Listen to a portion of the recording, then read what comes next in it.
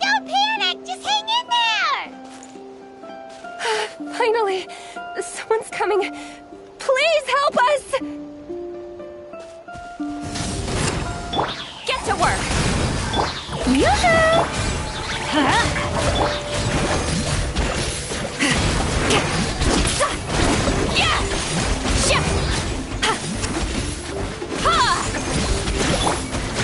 Burn it down!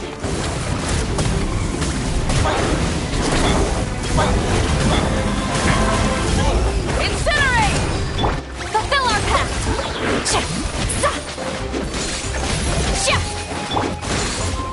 Rise with the sun!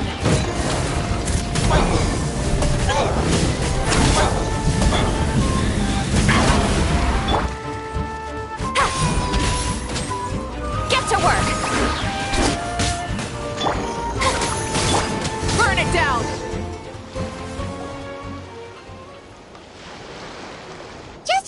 clothes, you must be scholars from Sumeru, right? Yes, I'm Karya, and this is my senior Varamdra.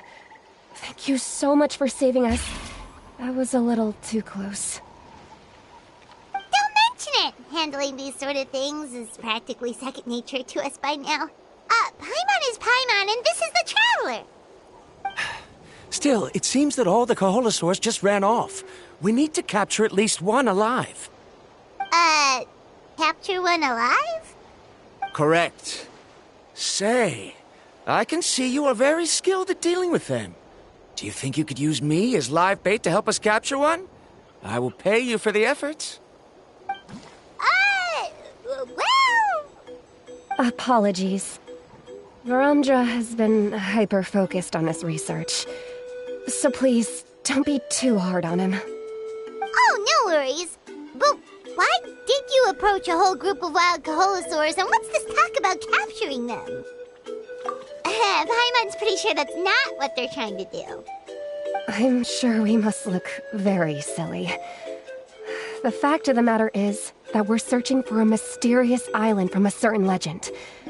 It's said that a very important clue about the island can be found on Kaholosaurs, so approaching them without the help of a guide from the people of the Springs was certainly an unwise choice on our part. A mysterious island? Yes. There is a legend from the people of the Springs that mentions a mysterious island, and Varamdra believes the key to his research can be found there. Are you certain you two won't consider my proposal to capture one? Some proposal?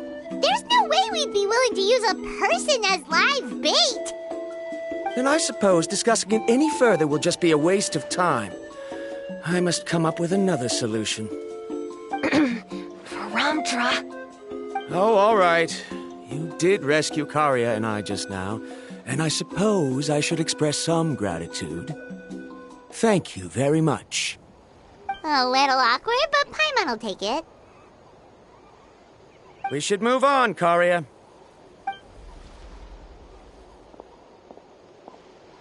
Yes, thank you again. My apologies. Varamdra really doesn't have the best people skills. That's all right. Bye now.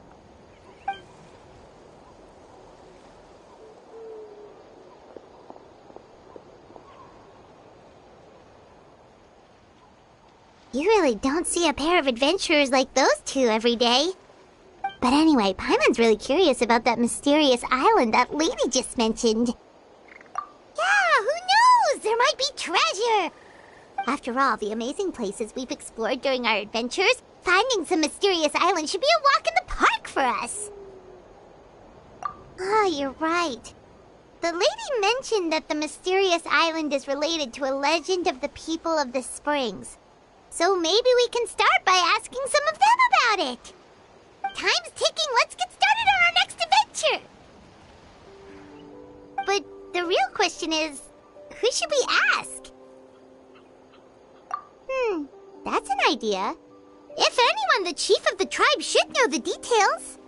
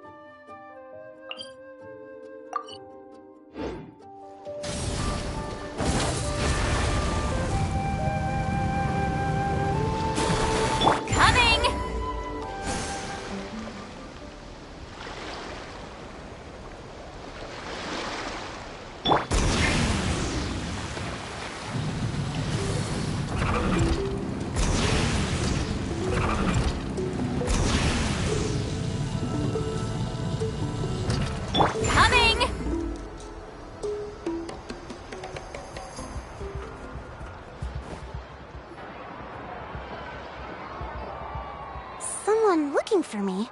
Oh, why, if it isn't the Traveler and her companion. So what brings you here? Do you need help with anything? We want to visit the mysterious island. The mysterious island, huh? Is there something wrong? I'm assuming you two are already aware that this island is related to a legend of my people. Yeah, but now that you mention it, we don't know anything about the actual legend yet. Then allow me to explain it to you two. It is said that the first chief of the people of the Springs was the most outstanding guide in all of Natlan. He discovered many deserted domains and found countless treasures. But to prove himself once more, he embarked on yet another journey in search of a legendary, mysterious island. He endured many hardships along the way, but he persevered and managed to reach the destination. The island emits a golden light where countless treasures are buried. But instead of claiming the treasures for himself, he left behind a trail of clues that lead to the island. Since then, many people from later generations have undertaken the challenge of finding the island.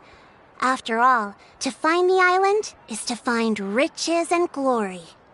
Oh, that makes sense! So could you tell us how to get to that island?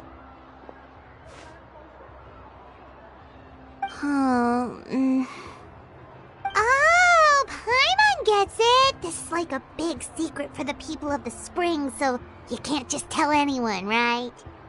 On the contrary, it's quite the opposite. The legend and the clues needed to find the island are all already known to the public. Oh! Well, then what's... Well, I'm willing to answer your question in exchange for a favor. What do you think? Sure thing! But what do you need us to do? Then you have my thanks. Allow me to tell you some details. I'll be honest, there are some among the tribe who are of rather base character. Not long ago, I received a report that a few of them were working together to scam visitors. As the chief of the tribe, I was very ashamed to hear of this. It's really hard to believe that could happen. They are targeting tourists who wish to visit that island.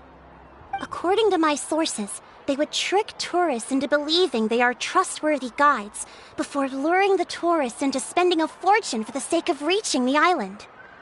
They run a pretty sophisticated operation. They would always claim the scammed money is some kind of legal travel expenditure, so it's hard to use that to directly convict them. So, I was hoping to find someone who could approach them and pretend to get scammed. Doing so would allow us to gather the evidence required to bring them to justice. The problem is, they would certainly recognize anyone associated with me, which is why I haven't been able to carry out the plan yet. Oh, Paimon understands now! We're the perfect bait because we're both tourists. Exactly! And as far as I know, you two are no pushovers. No matter what nefarious schemes they may come up with, you'll be perfectly capable of protecting yourselves, right? You betcha! If it's just a few scammers we're talking about, she'll take them all down! Wonderful! Then here, please take this. Whoa, that's a lot of Mora! Did we already earn a bonus? There will be plenty of rewards if you manage to catch those scoundrels. This Mora, however, is for other purposes. I'm sure some spending will be required on your part before they lower their guard. I certainly wouldn't expect you to pay out of your own pockets. So please use the Mora as needed, and collect as much evidence as possible. No wonder you're the chief. Seems like you've already thought of everything. Okay, we'll take it from here. I've marked the location of the scammers on your map. I'll leave the rest to you two.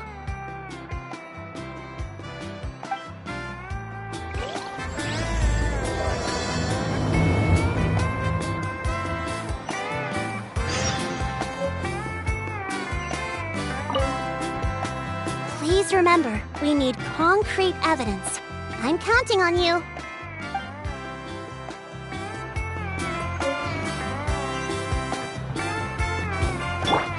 Light it up! Full throttle!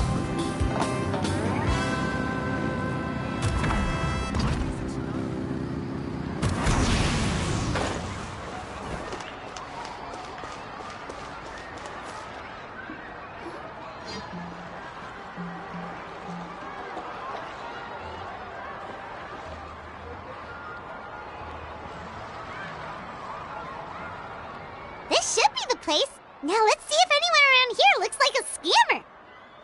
Oh, right. We should pretend we are innocent tourists with no idea about what's going on. Good idea. Speaking of which, Paimon's dying to know what kind of treasures could be buried on the mysterious island. Wonder if anyone's ever really seen them before. Ah! Are you two visitors from afar looking to visit the mysterious island? Who the... Oh, looks like we managed to lure them out already. Oh, pardon. Is something the matter? I just happened to overhear you two talking about the mysterious island. I assume you two must be tourists, brought here by the legend and looking for the island. Am I right? Hello, Paimon is Paimon, and this is the Traveler. That's right. We were just getting ready to look for that island from the legend. In that case, as a qualified guide, I certainly cannot allow you to embark on such a dangerous journey. Uh-huh.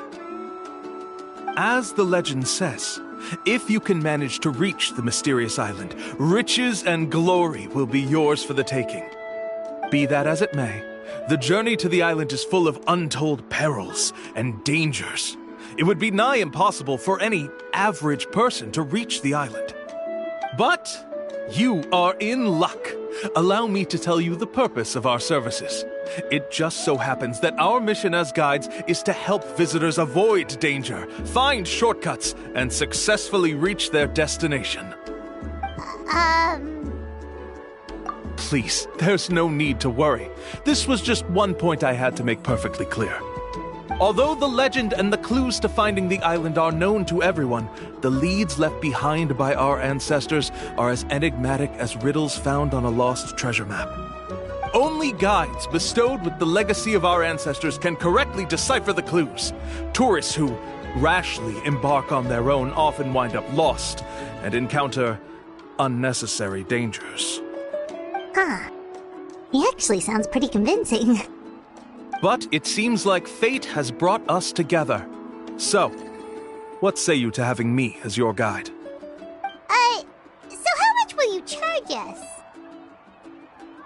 Not to worry. I don't intend to charge any fees. So you'd be working for free? For us, people of the Springs, guiding guests to the mysterious island is a great honor in and of itself, worth more than any amount of mora. Smooth. Paimon almost wants to believe him. All right, thank you. Then please, guide us onward. Of course. Please, follow me.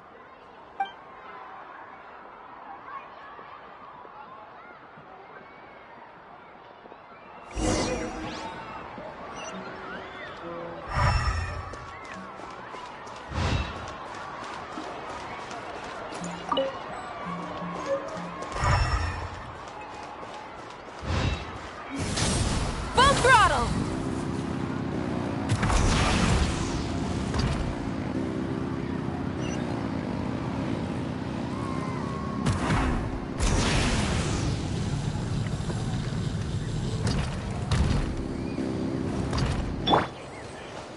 Take me up!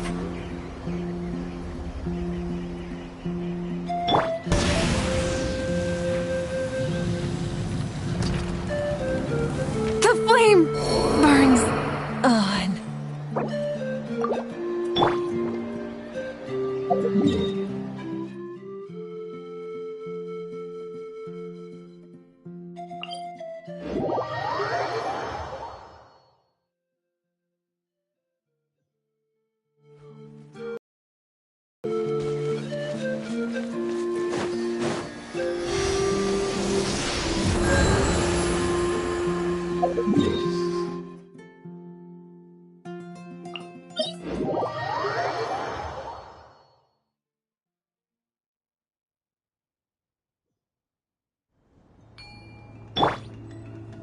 Rise with the sun!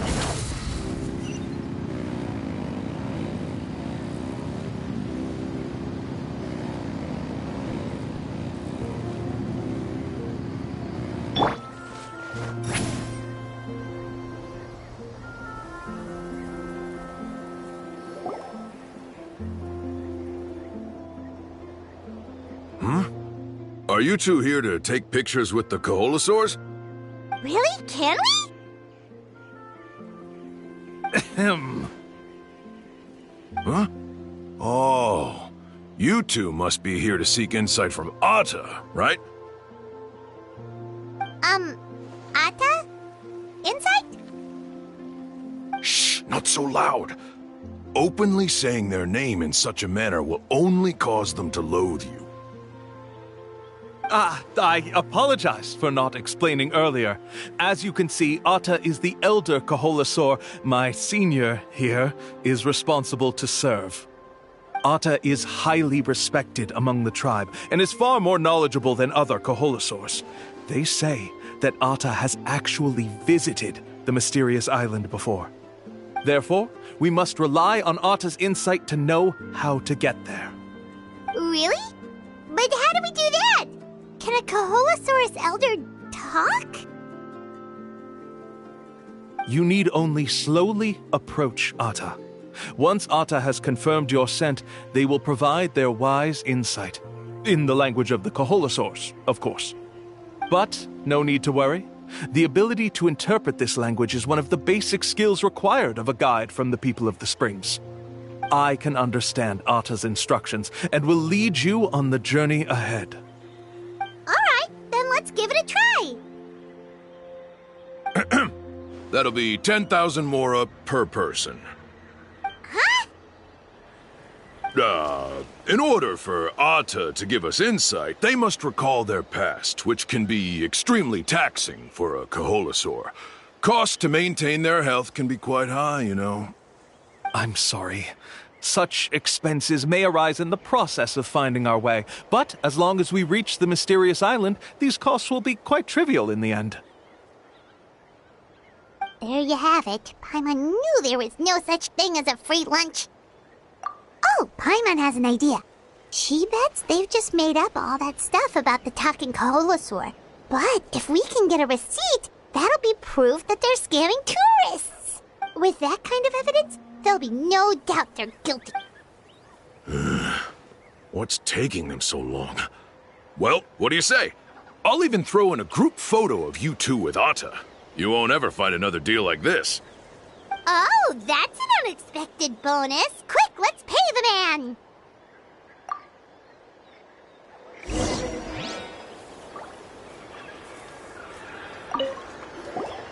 Remember, approach them slowly.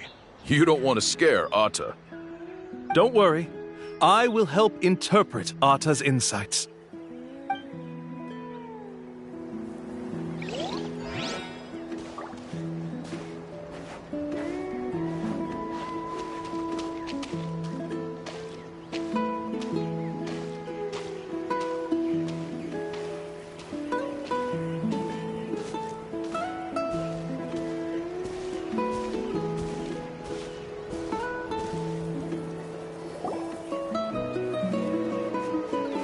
Whoa, Atta really didn't try to bite us at all.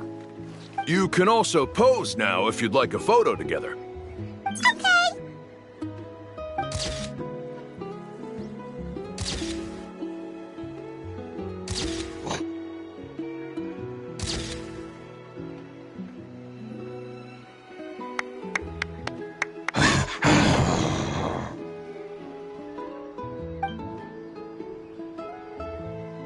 Oh, Atta is already speaking? Let me listen to what they have to say.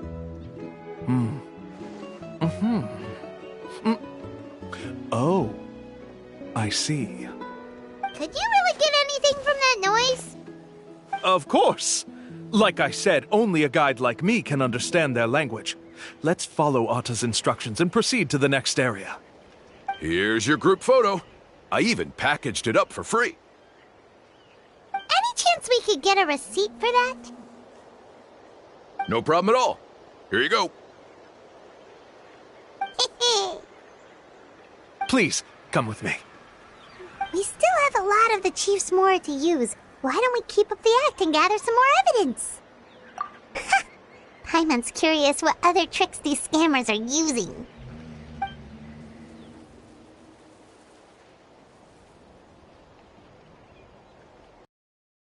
Ain't too far. He keeps coming up with some far-fetched reasons to make us pay for everything. With all the evidence we have now, we could bring him straight to the chief and he'd definitely be convicted. But after handing over all that Mora, Paimon kinda wants to see if he'll actually take us to the island or not. Sorry to keep you waiting. After all the clues we've gathered, I've managed to find a shortcut to the island. Oh, alright, then let's get going!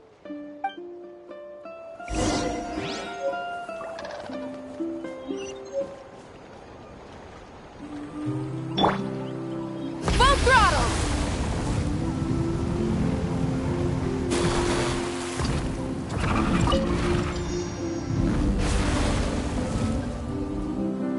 This is the spot.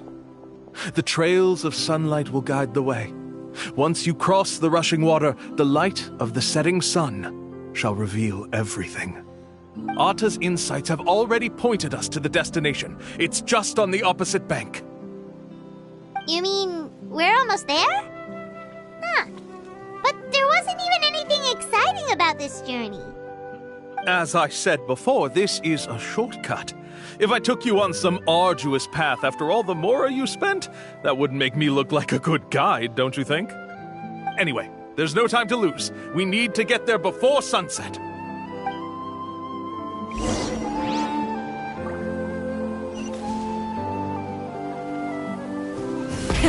Rev the engines!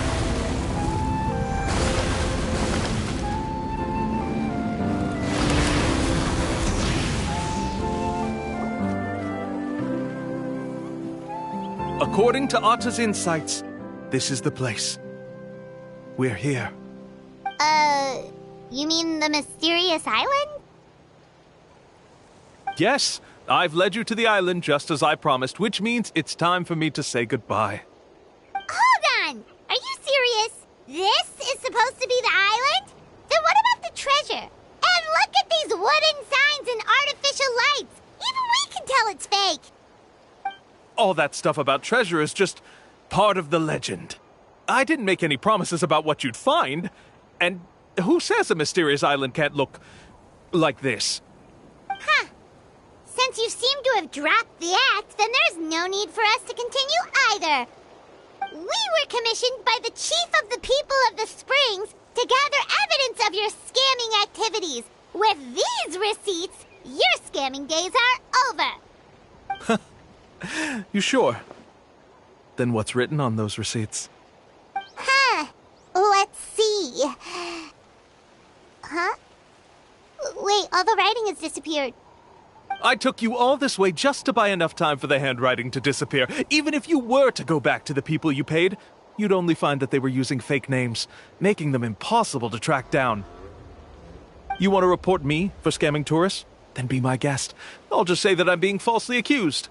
With that settled, I'll be going now. Now he's trying to get away! Let's go after him!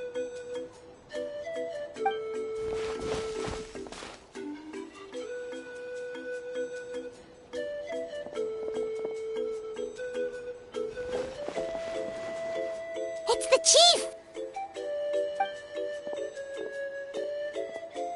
What's the chief doing here? I had dispatched others to secretly trail you. Thanks to you, we can finally convict him of scamming people. Convict me? How? They don't have any evidence against me.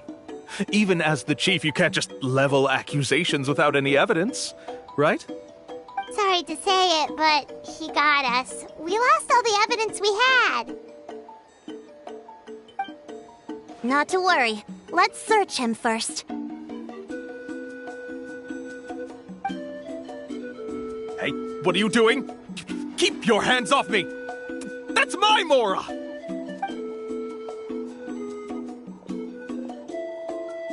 Yes, I see the mark. Looks like you already split the Mora before you let them here. What do you mean? The Mora that the Traveler and Paimon were using today were all provided by me. They all have a special mark on them. You... So, there must must be an explanation why the Mora that should have been theirs ended up in your hands, right? There are no receipts to prove that any transactions took place, and you yourself just denied that there was a scam. So did you then take the Mora from them by force? Take Mora from others by force? Oh, that's an even more serious crime than scamming! You... Ugh. All right. Sure, I admit that I coaxed them into spending a few times, but I wouldn't go as far as calling it scamming. We have witnesses standing right here, you know. Fine. Yes, it was all a scam. Woohoo! No wonder you're the chief of the tribe! I still don't understand how so many people have been getting duped by them. You need only stop and think for a moment to see through the whole thing.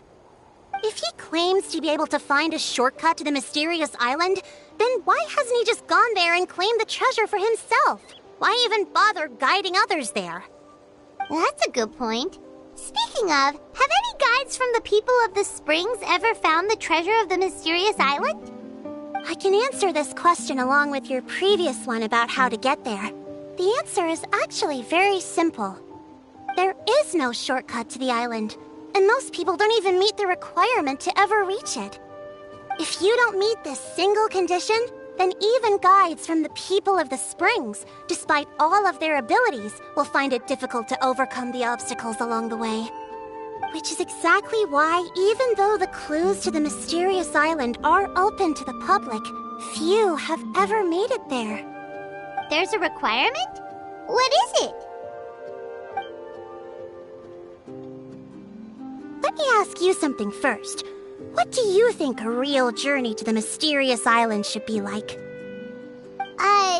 It should probably involve overcoming a lot of hardships with your companions before witnessing some breathtaking sights, uncovering a really touching story, and scoring some super cool treasure at the end.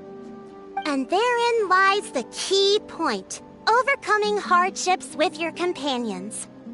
It's said that when the first chief set out to search for the island, the ones who accompanied him were not clients nor tourists, but his closest friends. The legend also mentioned that only those willing to entrust their lives to one another will be able to reach the island together. Therefore, the requirement to reach the island is journeying with your closest friends. The kind of friends you would trust with your life. So that's the key. From what I can see, you and Paimon are exactly those kinds of friends. The kind that would trust each other with anything. But, unfortunately, neither of you are experienced guides. And if you were to hire someone else, then I'm afraid you could probably never place your lives in the hands of someone you met on a pure monetary basis. That's true. But don't feel discouraged. I believe that this beautiful land that I call my home will not disappoint you. Whether it's remote islands or ancient ruins, I'm sure they can also provide you with plenty of exciting adventures. And let me tell you a secret. The elders once told me that beneath these very ruins lies a way to reach the sky. Or maybe someone already discovered that. No matter. If you two want to go adventuring elsewhere, I can also give you some suggestions. Yeah, thanks for that. But knowing us, we don't give up so easily even when a place is supposedly impossible to visit. Oh, I can understand. I won't stop you if you're still interested in finding the island. I just recommend finding a guide first who you could trust with your lives. A guide we could trust with our lives? Oh, who knows when we'll meet someone like that around here? Yeah, Paimon has a good feeling about this. Then let's go check out some of the other places first. It appears you've already made up your minds. Then I'll be taking my leave. My assistants will pay you for all your help. Thanks again. Okay, bye-bye!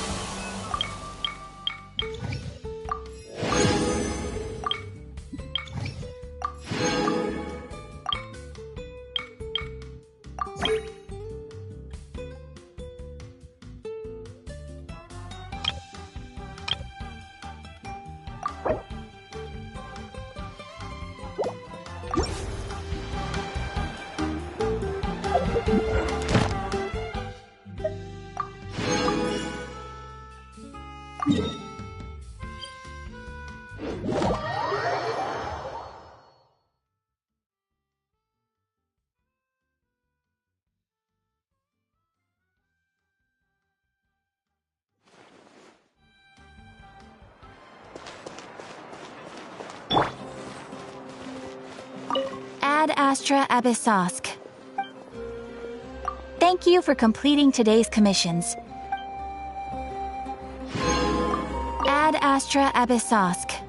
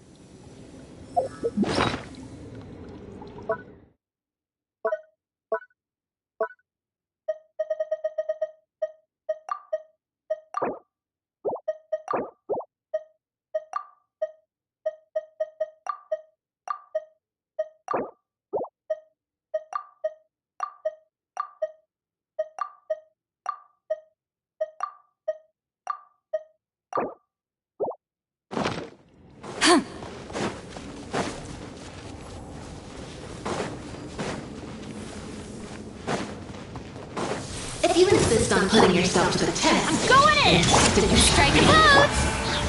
You two! Time to end them! Ship!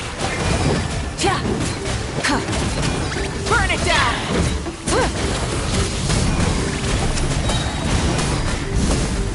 here I come! Incinerate! Yoo-hoo! Let's light it up! Adaptive color brings the spirit to life. Huh? Huh? Yeah. Let's light it up! Fulfill our pact!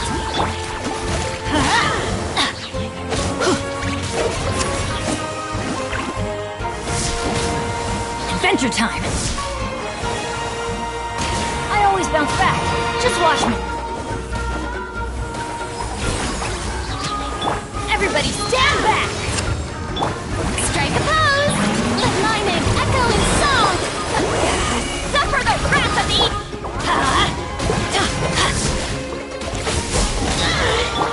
Wrath from the sky! Full throttle!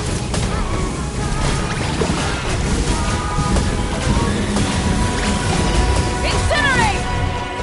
Get to work! Showing you this! Let's light it up! I'm going in! Very well. Consider your strength acknowledged.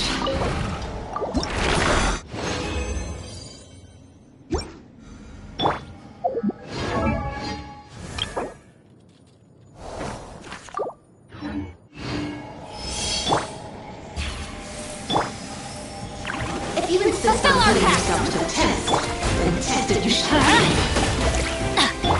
Strike a pose! Let's light it up!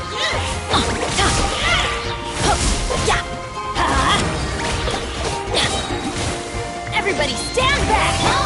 You two! Time to end them! Let the world collide! Pyroclastic surge! Try and stop me! Adaptive color brings the spirit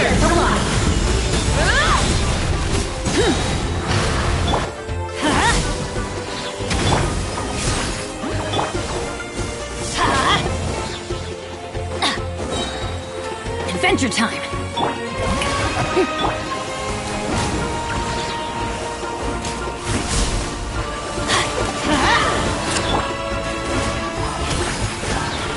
Let's ride!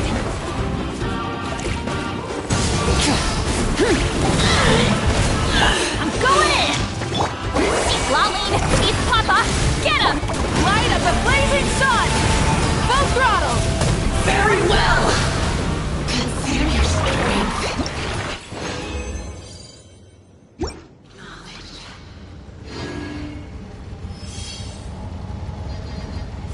If you insist on putting yourself to the test, then tested you shall be.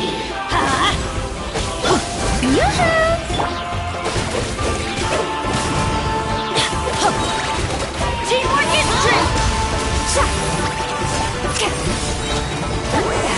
Suffer the wrath of the Eatlings! Show no more pyroclastic surge! Try and stop me! A dash of color brings the spirit to life.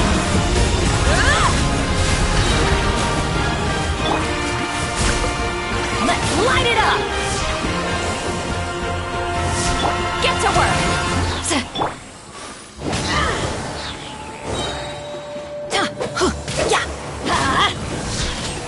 Off we go!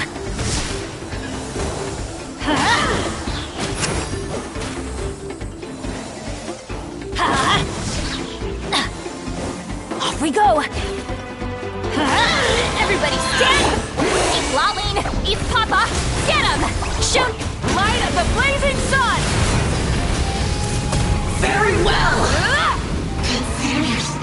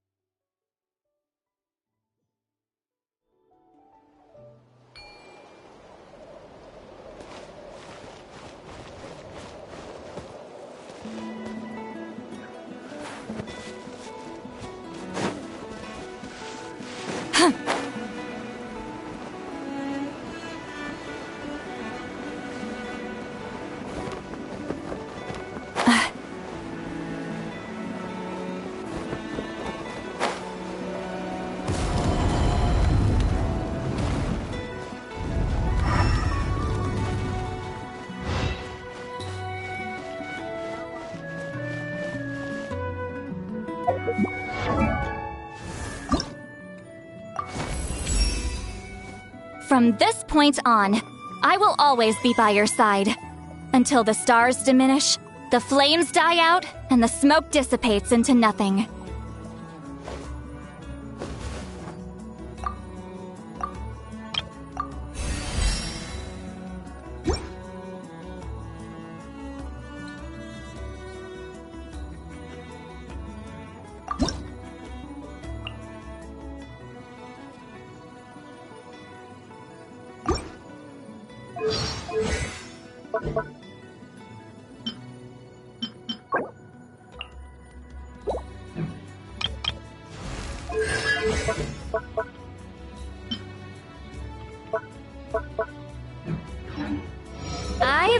almost every novel from Yai Publishing House.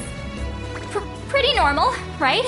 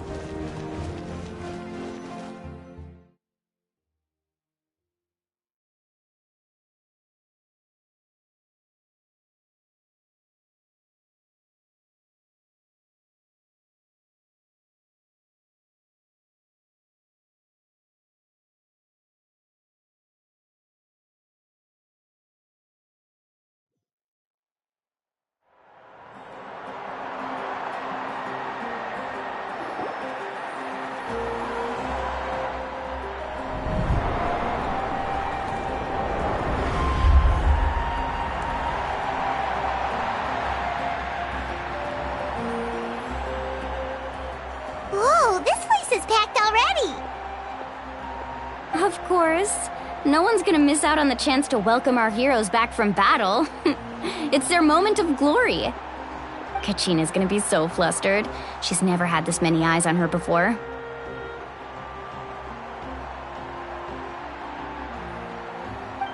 Yeah, she doesn't seem like the kind of person who likes being the center of attention. Looks like I'm just in time. Kinich, you're here! Yeah, a commission ran longer than expected, but I made it. I heard about the incident with your tribe, Mualani. Is everyone alright? Yeah, it's all taken care of. Our new friend here's got some tricks up her sleeve, by the way. She's just as strong as Kachina made her out to be. Hey, look! Is it about to start? That's right. Someone will come out and recite a eulogy, and then we'll sing the Ode of Resurrection together. Come on, let's find a spot with a good view. When the singing starts, just follow my lead and you'll be fine. Let's go somewhere higher up so Kachina can spot us.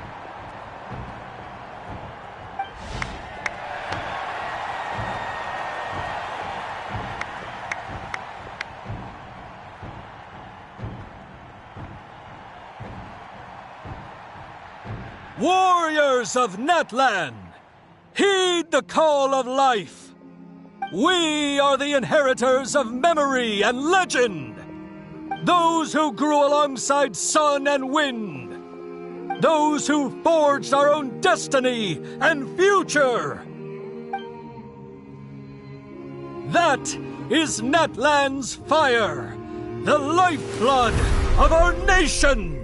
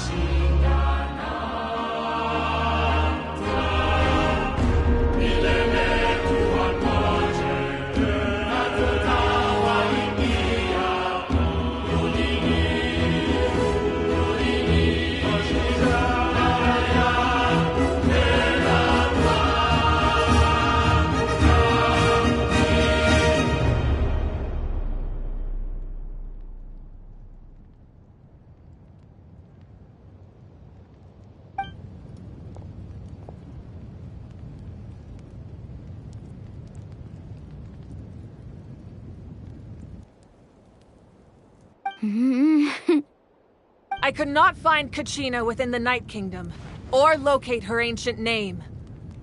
What? What does that even mean? Usually once the ode is complete, the Pyro Archon and resurrected person will emerge from the flames. But something went wrong. What's going on? This has never happened before. Well, I think it's pretty obvious.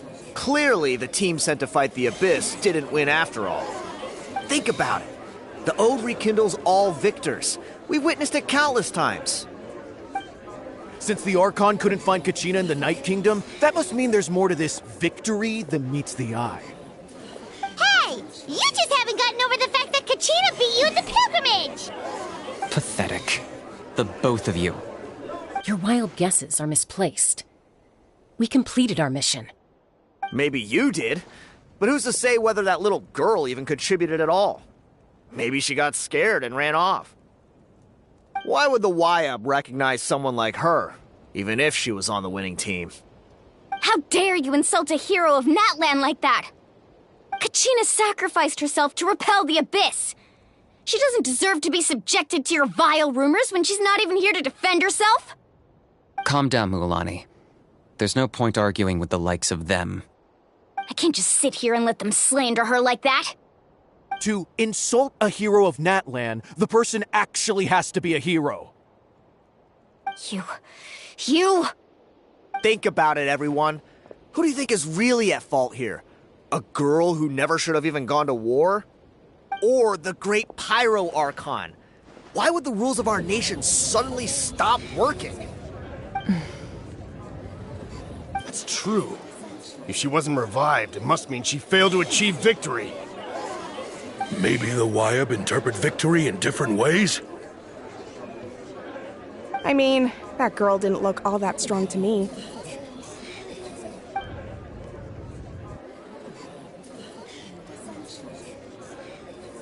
Kachina wouldn't have run! That's not like her at all! No, she's been waiting for this moment for too long. No matter how daunting the situation, no matter how scared she might feel, she's always the first person to stand up and face it head on. You don't even know what happened, so don't you dare try to use this as an excuse to vent your anger or slander her reputation. Fine. We'll find out what happens soon enough. Then, we'll see who truly deserves glory. That's enough. There is no doubt about today's victory, or Kachina's part in it. She is a hero worthy of our admiration and celebration. However, the failure of today's ceremony is undeniable. Kachina has not been rekindled, and I offer you all my deepest apologies as I continue to investigate this matter. To prevent further casualties, I have decided to suspend the pilgrimage until this matter is resolved. What? No one is all-knowing. No one is infallible, not even myself. But doubt is a means by which we seek the truth, not a weapon we wield against others. I didn't mean it that way, Archon. If there are things you wish to clarify, then ask me directly. Doubt my answer if you wish. But now's your chance. You have concerns? State them. No, of course not. Even though I have said nothing to change your mind, then it would seem the truth never mattered to you at all. That guy doesn't even have the courage to answer the Pyro Archon's question. So much for all that glory talk earlier. I have a question, Archon. My friend Kachina. Do you have any idea where she is? It's extremely important to me. I know you said you were investigating the situation, but I'm sorry, that's not enough.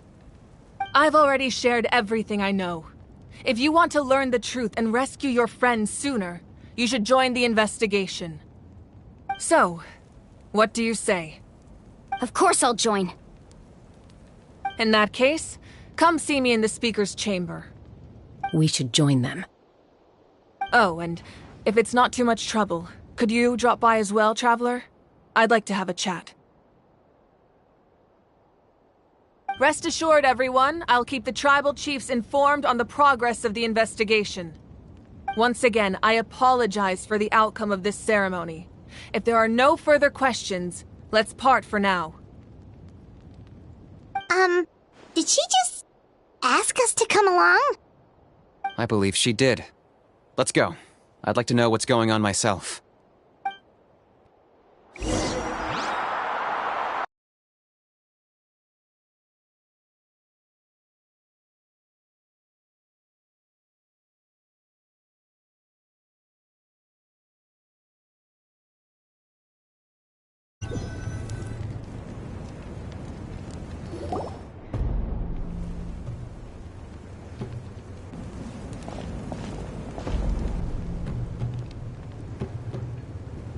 The situation is urgent, so I'll get straight to the point.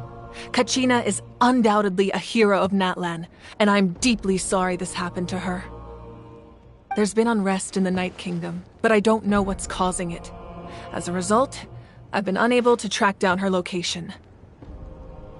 Until we find and address the cause of the unrest, the Ode of Resurrection will continue to be ineffective. And that means Kachina won't be able to come back? That's correct. Not until the problem with the Night Kingdom is resolved. How long will that take? It's hard to say. Kachina always dreamed of fighting the Abyss, of doing her part to defend Natlan. She wasn't afraid of death because she knew, if it came down to it, the Pyro Archon would be there to bring her back to life. Whenever we sat down together, exhausted from training, she would always hum the Ode of Resurrection. She was supposed to come back to us. We were supposed to hug her and celebrate with her and share her joy. We supported her every step of the way, but what are we supposed to do now? Sit peacefully and wait for her return? Lose ourselves in grief over her death? Tell me, are we her friends? Or her murderers? That's not fair, Mualani. It's all right. I understand your rage and your grief. Kachina's life means a great deal to me, Mualani. Believe me, I want to bring her back as soon as possible. I would give you that peace of mind if I could. But please, hear what I have to say so I can at least give you a broader picture of the issue we are now facing. Considering the recent attack on your tribe, I believe the Abyss has found a new means of undermining the rules of our nation. You mean... The Sacred Flame. The foundation of our resistance against the Abyss. If we continue to hold the pilgrimage and send teams to fight the Abyss, there will likely be more casualties. But if we stop altogether, the Sacred Flame will only grow weaker. The Abyss will scale up their attacks, and the tragedy we saw with the people of the Springs will only be the first of many. If we compare the two choices, the former seems to be the lesser of two evils. Sorry, I know that may sound harsh, but I bear the name Malipo. Weighing the costs is my duty. The raw truth can be cruel. But we need to understand it if we want to approach this rationally. But what would you say, Mualani? This is personal for you. And unlike Kanich, I dare say it's not a simple case of weighing up which course of action is less painful, is it? No. I can't choose between them, and I don't want to. Saying that one is preferable over the other is disrespectful to the people who suffered. You're saying it doesn't matter whether I suspend the pilgrimage. The consequences will be equally painful. Yes. What happened to Kachina breaks my heart. But I couldn't bring myself to sacrifice other people for her sake. And that is the crux of the problem. It's not simply a matter of choosing the lesser of two evils. Either way, there will be people who suffer. And the end result will be the same. belief in the pilgrimage will waver. Once doubt has crept in, the people will no longer unite in battle against the Abyss. And that is exactly what the Abyss wants. Their ultimate goal isn't to break the rules that make the Ode of Resurrection work. It's to destroy the people's faith in them. To prevent what happened to Kachina from happening to anyone else, we need to suspend the pilgrimage. So that is my current plan.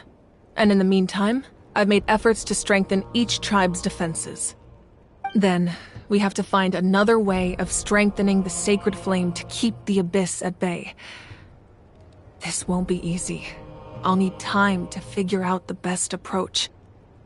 I understand your anger, Mualani, but I hope that provided some clarity, at least. Wow. Paimon thought things were gonna get heated for a second, but the Pyro Archon took the time to explain everything so patiently. I owe you an apology, Archon. I let myself get carried away earlier, and I'm sorry. You're right. We need to focus on finding solutions. We could always hold the pilgrimage without sending a team to fight in the Night Warden Wars. That way, we would still be able to fuel the sacred flame. I've considered that, but the two events have nearly always been linked. Without the chance to fight the Abyss, pilgrimage rankings lose their prestige, and competitor numbers will drop. With fewer participants, the amount of contending fire produced will decrease, and the vicious cycle will continue indefinitely. So, essentially, the Abyss is taking Kachina hostage. You've learned about the concept of ley lines during your travels, yes? The Night Kingdom is something similar. Staying there for a short period of time shouldn't have an effect on the person. But with the Abyss in the picture, it's a different story. Your sense of self will be devoured until eventually you become one with the sea of souls. Imagine pouring a cup of water into a rushing river. You can try to scoop up another cup, but there's no chance it will be the same water you had before. I won't sugarcoat it. That is the danger Kachina is currently facing. Just like you said, Archon. Both of these problems need to be addressed. You can focus all your efforts on dealing with the sacred flame. I will go search for Kachina. The Abyss poses the same threat to you as it does to her. It is very possible you will not return. Knowing that, do you still choose to go? Kachina's waiting for us to rescue her. That's all that matters. I failed to protect her during our campaign, but I can make it up to her now. I choose to go as well. Traveler? What do you think? Understood. Then I'll support you in any way I can. The Masters of the Nightwind have a technique that can extract an ancient name from the ley lines. If we can find Kachina's ancient name, I can use the link between them to pinpoint her position within the Night Kingdom. Then comes the hard part. You need to visit the Night Kingdom in person and rescue her. But isn't the Night Kingdom a land of souls? Can we even go there? Under normal circumstances, only the consciousness can enter. But there is a way to go there in person. However, know that the Night Kingdom will attempt to repel you, and the Abyss certainly won't leave you be. That's fine by me. Same here. Fighting the Abyss is nothing new for me. So, Paimon's the only one who's scared? Well, if she's going, Paimon's going too. Citlali of the Masters of the Nightwind once created an artifact that can be used to communicate with the Wyab. We call it the Spirit Speaker Stone. It was originally used as a ceremonial artifact wielded by the tribal chiefs, but that spiritual quality also means it can be used to search for an ancient name. That was the artifact I delivered to the Scions of the Canopy a few days ago. Didn't think I'd be hearing about it again so soon. Thank you so much for your help, everyone. Your thanks are unnecessary. I will offer you whatever aid I can, but your fellowship and courage are what will truly decide the success of this operation. Besides, you're the ones helping me. I can only focus on one thing at a time, after all.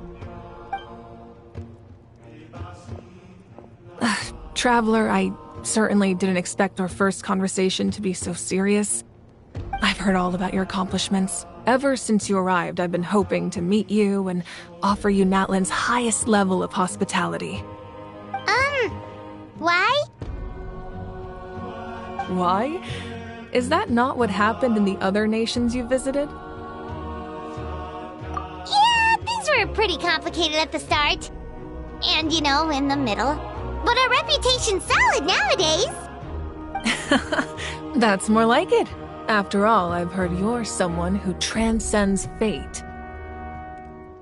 Perhaps, ideally, this would be the perfect night for a drink and some musical ambiance. But there are important things to be done.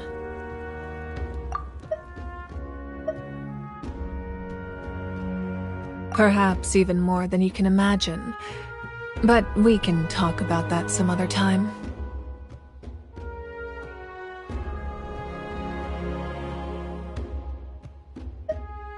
Ideally, this would be the perfect night for a... Oh, I almost forgot. Atea was wounded in the fight against the Abyss. She wanted us to give this to you. It embodies fond memories and my strength of will. That's what she asked us to tell you. She said you'd know what that means. I didn't think this day would come so soon. The flames of her life force. I can feel them flowing within the talisman. If things were different, the two of us could have enjoyed the hot springs together while she gave this to me in person. We're supposed to be hot spring buddies, after all. But don't worry. This talisman means a great deal to me. I'll take good care of it, and once this is all over, I'll pay Atea a visit.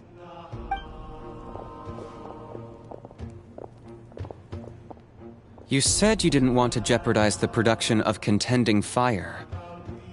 But that's not at all why you decided to suspend the pilgrimage, is it? You're right. Even now, the production of contending fire is far from sufficient. The gradual corrosion caused by the Abyss has resulted in a massive shortage of pyro energy, and we're currently at the breaking point. As things stand, the pilgrimage is a lost cause. Suspending it allows us to save our strength to defend the tribes. The Abyss has brought catastrophe to Natlan, and Kachina's disappearance in the Night Kingdom is a direct consequence of that. We can't let the general public know that. No. If the public learned that Natlan's destruction was close at hand, there would be immense panic. But if I said nothing at all, they would have continued to question the integrity of Natlan's heroes. Another simple choice. The latter was clearly the better solution. But you chose otherwise. I have never subscribed to the belief that the right choice is the one with the fewest sacrifices. Let's go. There's still a way for the sacred flame to last a little longer. You mean? Yes. Come with me.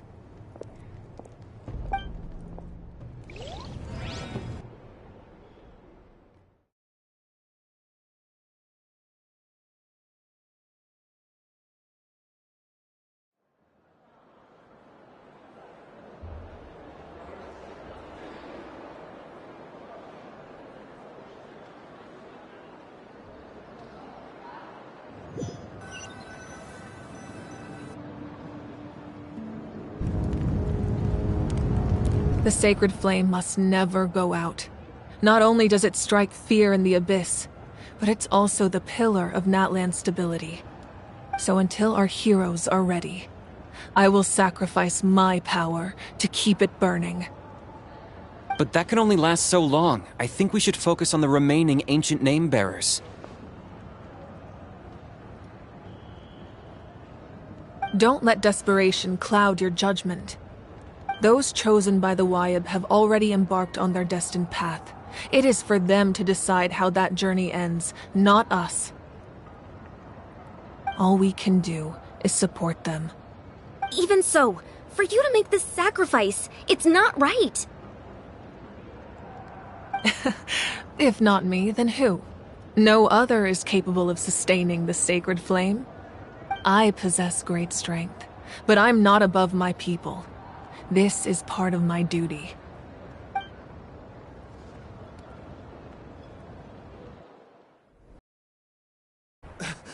Archon, it's the Fatui!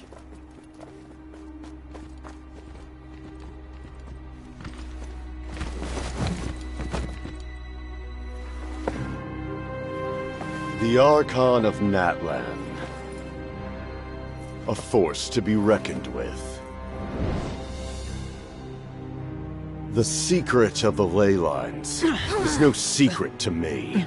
Long have they been destined for ruin. And since the oath made 5 centuries ago remains unfulfilled, what use is the Gnosis in your hands? I don't know what you mean. But it sounds like this is about more than the Tsaritsa. In times of crisis, someone must pick up the mantle of salvation. Your plan has reached an impasse, and now it falls to me to create new rules for Natlan. But before the dawn of a new age, the old must be destroyed.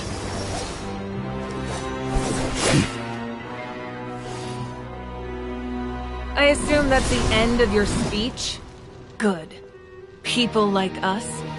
Let our blades do the talking!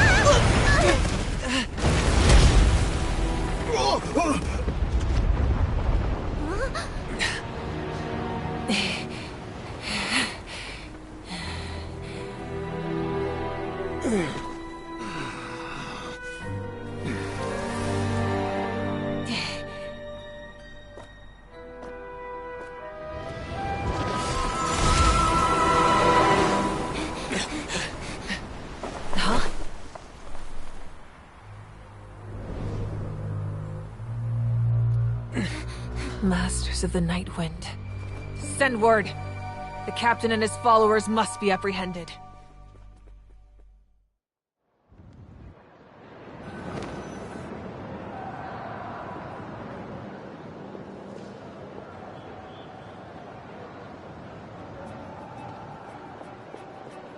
Are you alright, Archon?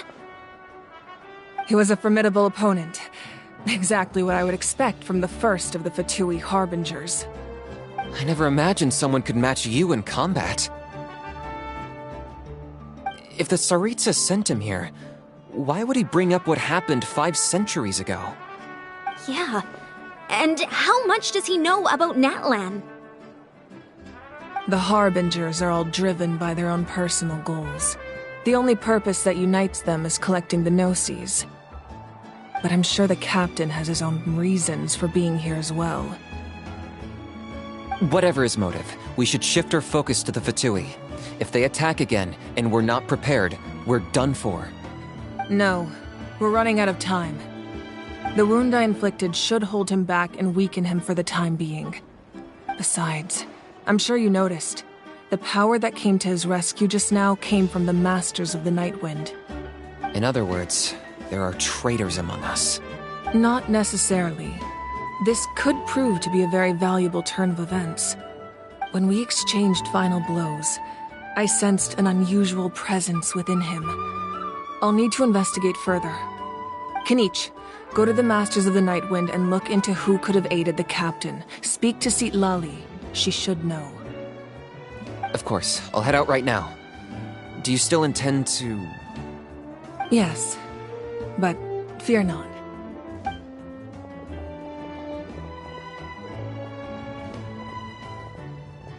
Natlan's strength has never rested solely in its Archon.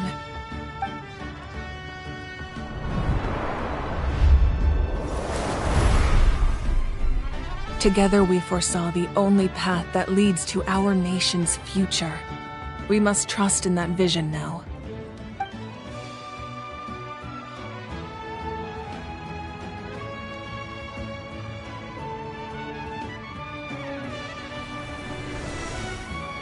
Is everything okay, Archon?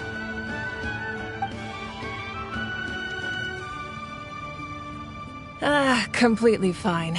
Just lamenting the fact that I never got a picture when I could still turn my hair into flames. Too late now. I just hope the others have a safe journey.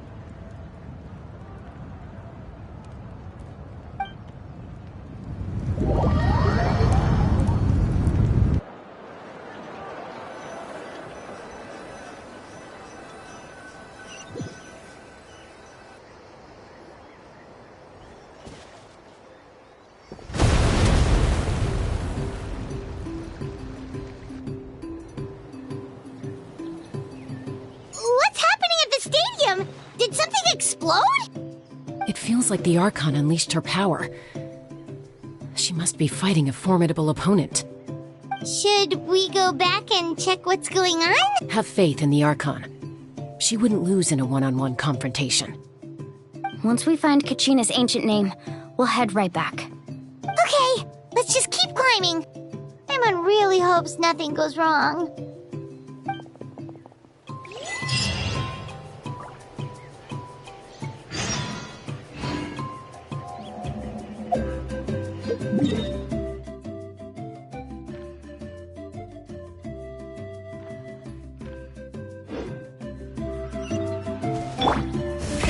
Rev the engines!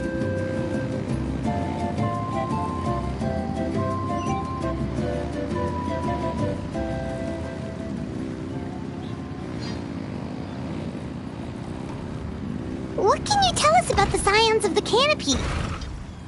The tribespeople are very adventurous. Oh, kinda like us then! I'm not so sure. You don't strike me as the type to enjoy danger. The scions of the canopy are a bunch of thrill seekers. They love extreme sports like rock climbing, rappelling, volcano parkour, or even bungee jumping without a rope while a Yunkasaur stands at the edge and uses its tongue to catch them. Sound like something you'd be interested in? Okay, that does sound different from our usual adventures. Paimon's not doing any of that. She can just cheer you on from the sidelines.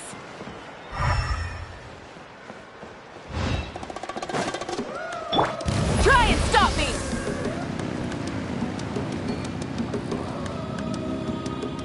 Plan is right over there. Let's go.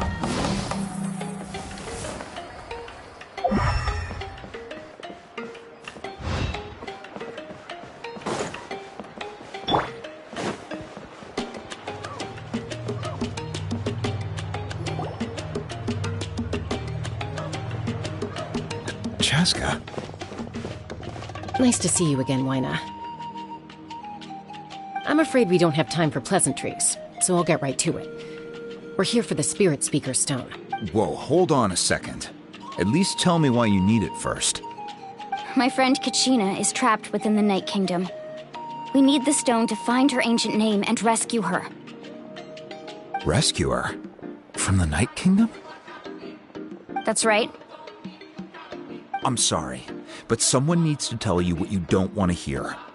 Going there, a mature warrior would never make such a foolish decision.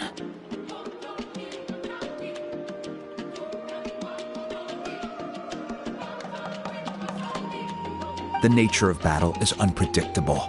You never know how it's going to end. Losing a friend is tragic, but when that happens, the best thing you can do is focus on how to prevent further casualties. I appreciate what you're trying to say, Chief Wyna. But if the price of maturity is abandoning a friend in need, I'll choose foolishness any day. If Kachina's still holding on, then so will I. I thought you might say that. Is something wrong, Wyna? This doesn't seem like you. Life isn't complete without taking risks. That's always been your mantra. It's nothing. The Night Kingdom is a dangerous place. Can't blame me for checking if you were up to the task. If you're that determined, far be it from me to stop you. Here's the stone. Keep it safe, okay? It's not like we have a spare. Thank you. Huh. Seems like you two go way back. But aren't you from the Flower Feather Clan, Chaska? Oh, Chaska's a peacemaker, so she's famous throughout the tribes. She's always the one people call to resolve conflicts, so we slowly got to know each other that way. Her younger sister Quichi's always hanging around our tribe, too. She's helped us out a lot in the past. Oh, you have a younger sister? Yes, I'll introduce you to her sometime. But let's get back to business. Wyna, how do we use the stone? As you probably know, your intended destination is completely different from the real world. The Night Kingdom is like a river flowing with concepts, and the ancient name you seek is like a tiny fish swimming downstream. In that sense, the stone is like a fishing boat drifting down the river, but the boat alone isn't enough.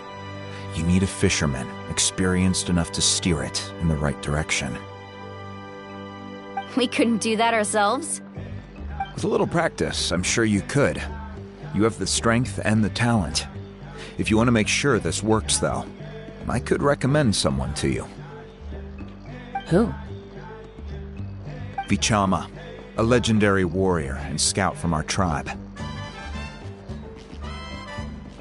He's got a keen eye and a well-honed intuition. Even his ancient name means to seek. If you're fishing for a name, you're gonna want him on the boat. Vichama? Why does that name sound familiar? He's one of Auntie Atea's hot spring buddies. I've heard stories about him. Where can we find him? Ever since Malco passed, he spends most of his time gazing out at the scenery from the cliff tops. Follow the path that way, and I'm sure you'll find him. Thank you. We'll go look for him there. Good luck. I hope everything goes well.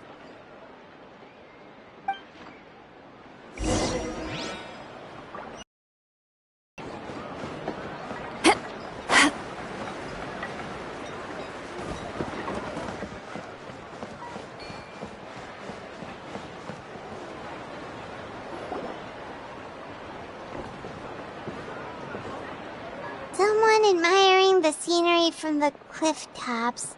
Ah! That must be him! Hello there, are you Vichama? That's me. Did you need something?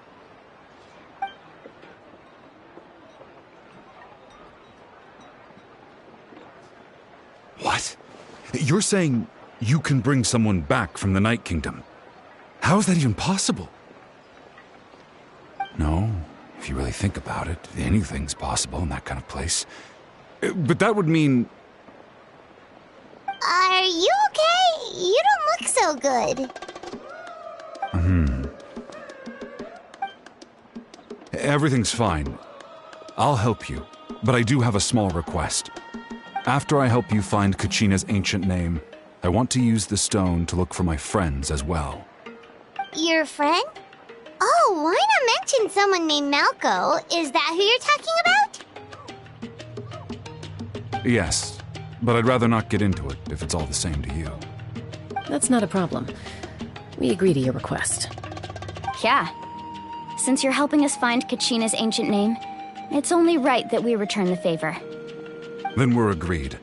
Can I have a look at the stone?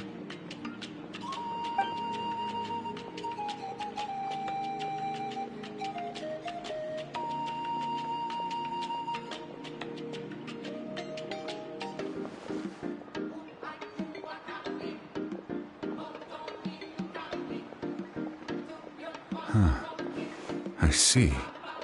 From what I can tell, it functions almost like an abyssal pylon. Both connect the Night Kingdom to the living world. Once the connection is established, the abyss will come surging through the opening like a predator honing in on the scent of blood. So we have to be sure not to use it in a tribal settlement. Wow, you got all that just from looking at it? I just picked up on the basics, really. I still have no idea why it works. You said someone named Sitlali invented this. They must be a genius. I'll go find an open area and start setting things up. In the meantime, I need you to get 2 things for me. We'll go right away. What do you need? First, I'll need some hook ropes. Pretty much every store around here carries them, so no need to go anywhere special. Oh, and I need to build a net out of them, so make sure you get a good amount. Wait, are you saying you're going to use a real net to catch Kachina's ancient name? How does that work when one's tangible and one's not? By creating something tangible in our world, like a net, we can create a connection to a corresponding concept in the Night Kingdom. Basically, I'm going to use the concept of a net to catch something equally intangible, an ancient name. Oh, I see. What about the second thing you needed? Right. I need 2 chunks of obsidian.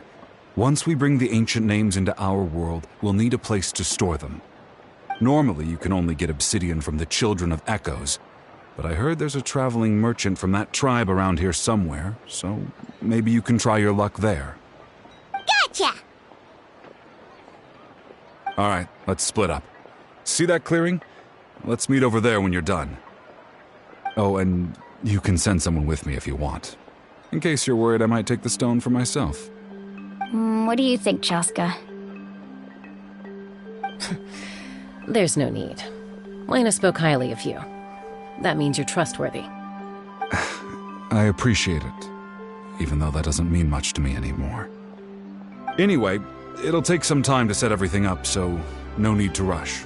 I'll see you in a bit.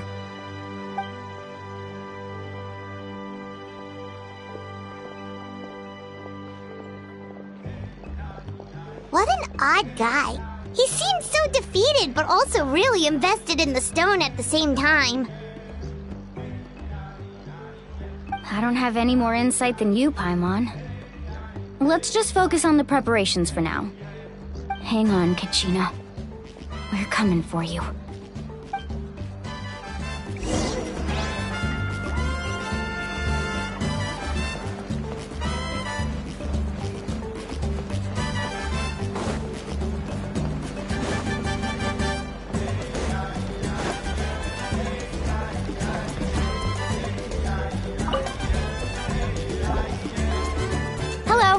Do you have any hook ropes for sale? Hook ropes? As in rock climbing equipment? Yes. How much for your whole stock? Oh, the whole thing? Let me see. That would be 30,000 mora in total. Deal? Deal. Wait, really? What, you want me to drive down the price? We just need these as fast as possible. Thanks. Oh, no problem at all. I'll even pass along some information on the house. These ropes are usually used by rock climbing enthusiasts. If you want to learn, Roka's the person you want to ask. All right, that's everything. Here you go. Now we need the obsidian. Let's go talk to the traveling merchant Vichama mentioned.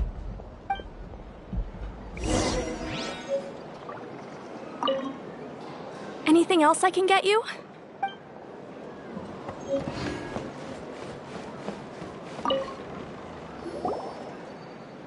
Excuse me, do you sell obsidian? Why, yes. I've got a chunk for sale right over there. Perfect. Is that the only one, though? We actually need two. That might be tough. Tell you what, I'll take a look through these boxes over here, and we'll see what we can find. Thank you so much. We'll wait here.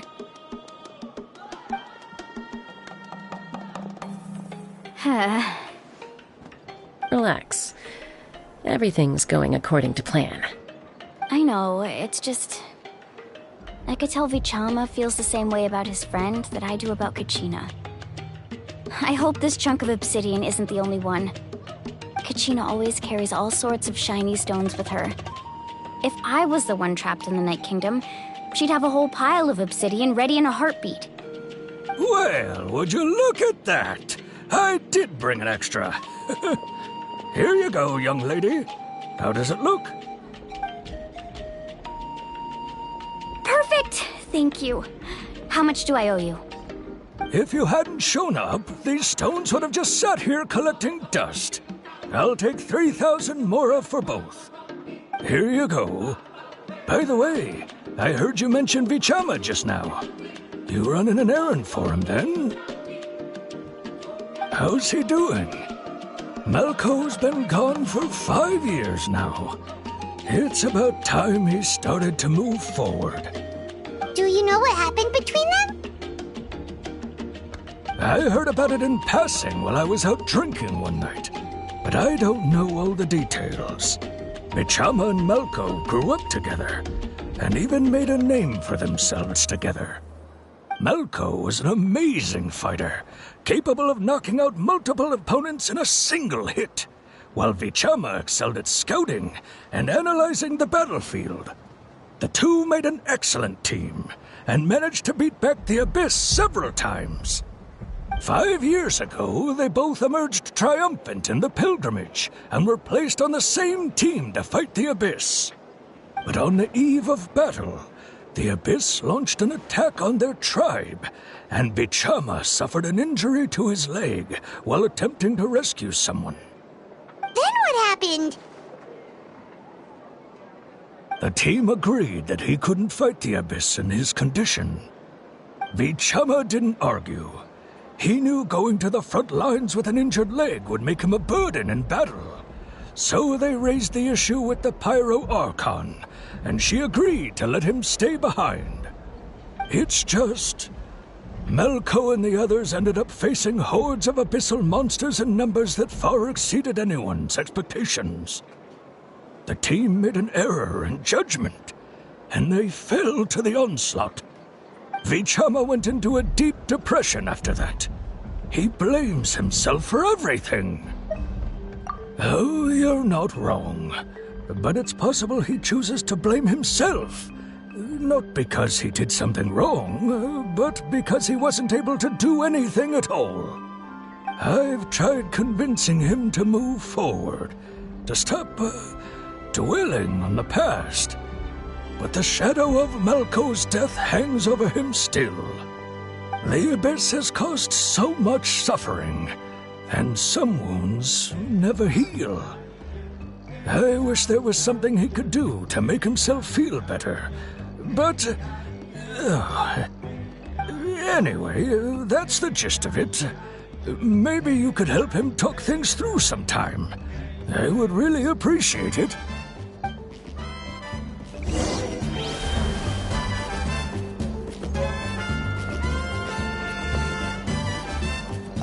I hope Vichama can move past this whole thing soon.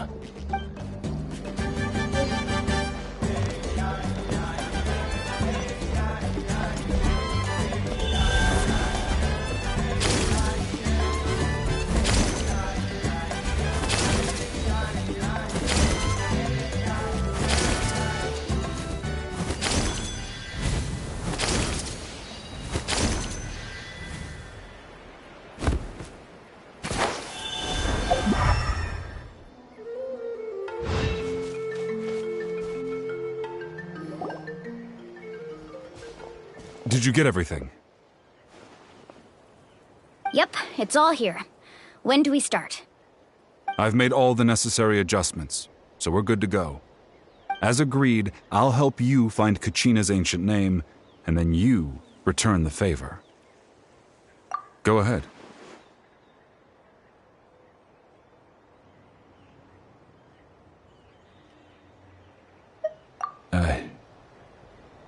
Yes. After Malco fell, I scoured the battlefield to see what happened. It turned out he wasn't bested by some impossibly powerful foe. He was dragged to his grave by the sheer number of enemies.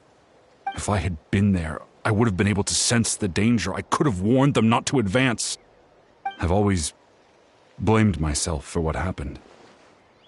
But when you told me about Kachina, I realized there's a chance Malco might also be alive, fighting for survival in the Night Kingdom. But that happened several years ago, right? The Pyro Archon said all life within the Night Kingdom eventually becomes one with the Sea of Souls. There might not be much hope, but I still have to try. Malco and I promised each other, even if we never managed to root out the Abyss for good, we would fight together until the end. All right, let's get to it. I'll start searching for the conceptualized version of Kachina's ancient name. If you see any fragments scattered around the area, please collect them.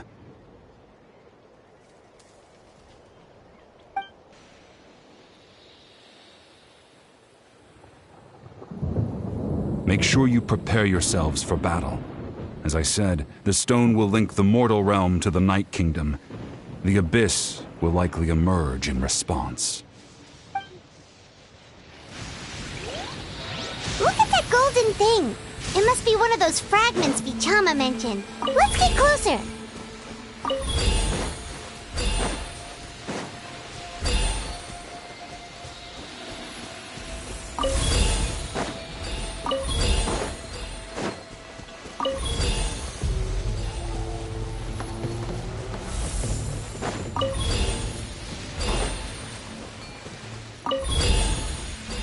Whoa, monsters incoming! Watch out, everyone!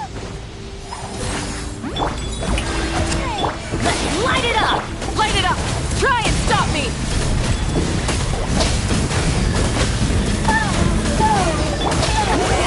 Suffer the wrath of Eastly! Wrath from the sky!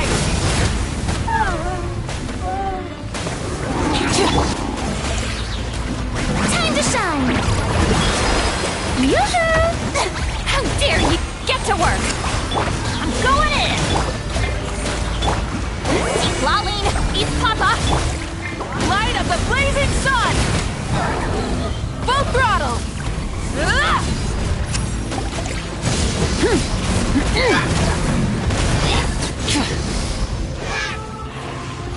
How much longer, Vichama? Not long! We're getting close!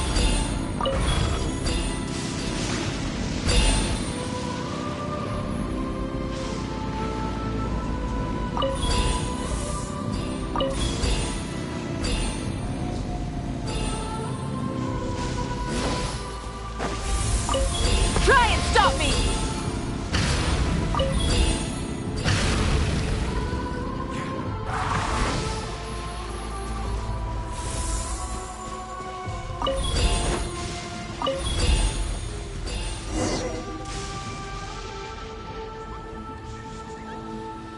Vichama!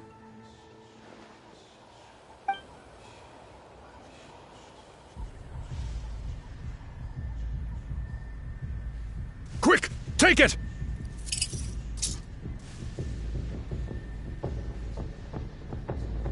I found Kachina's ancient name. Hang in there, Malco. Just a little longer. Something's not right. The power of the Abyss is getting stronger.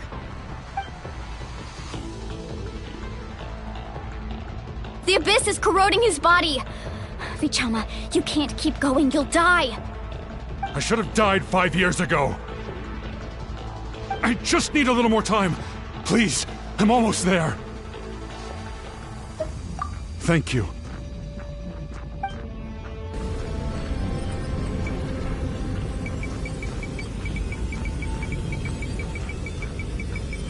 Whoa, watch Watch out! The power of the Abyss is strong.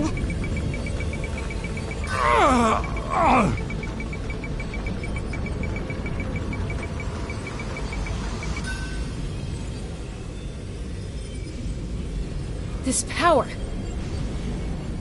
Hanging in there? Malco. No! Why can't I find him?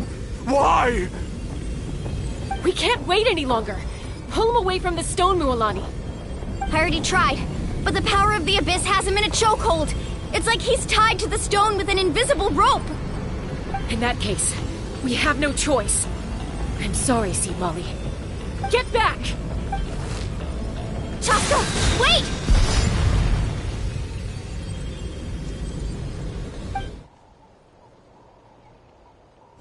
Ouch!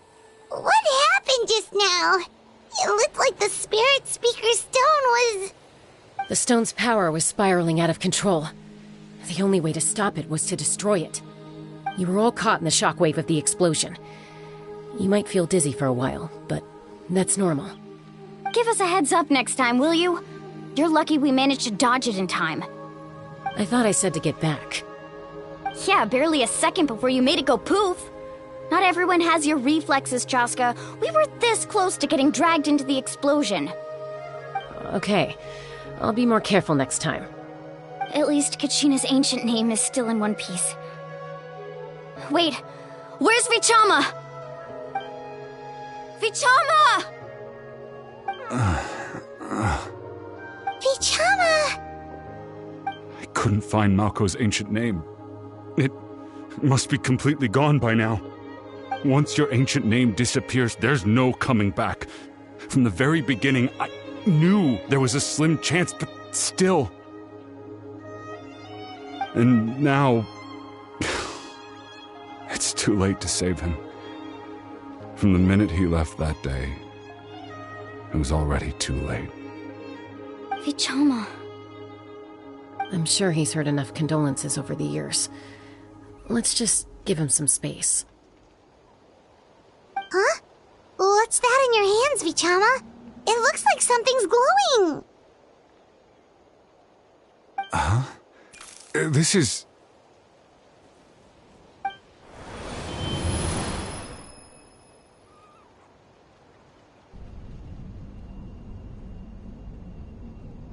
Hey, Malco.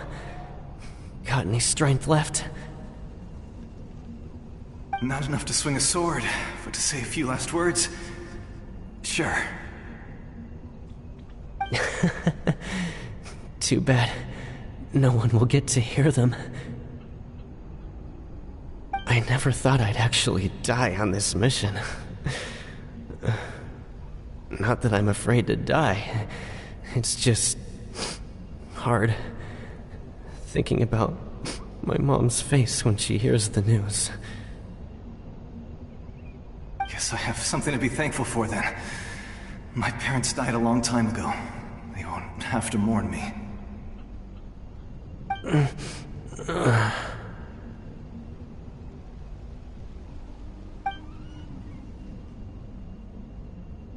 Pisak!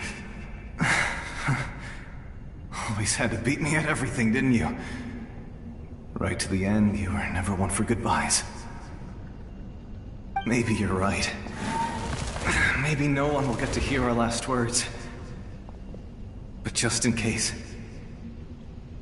Vichama, I'm so glad you didn't come with us. Don't be sad. Just keep on living. For the both of us.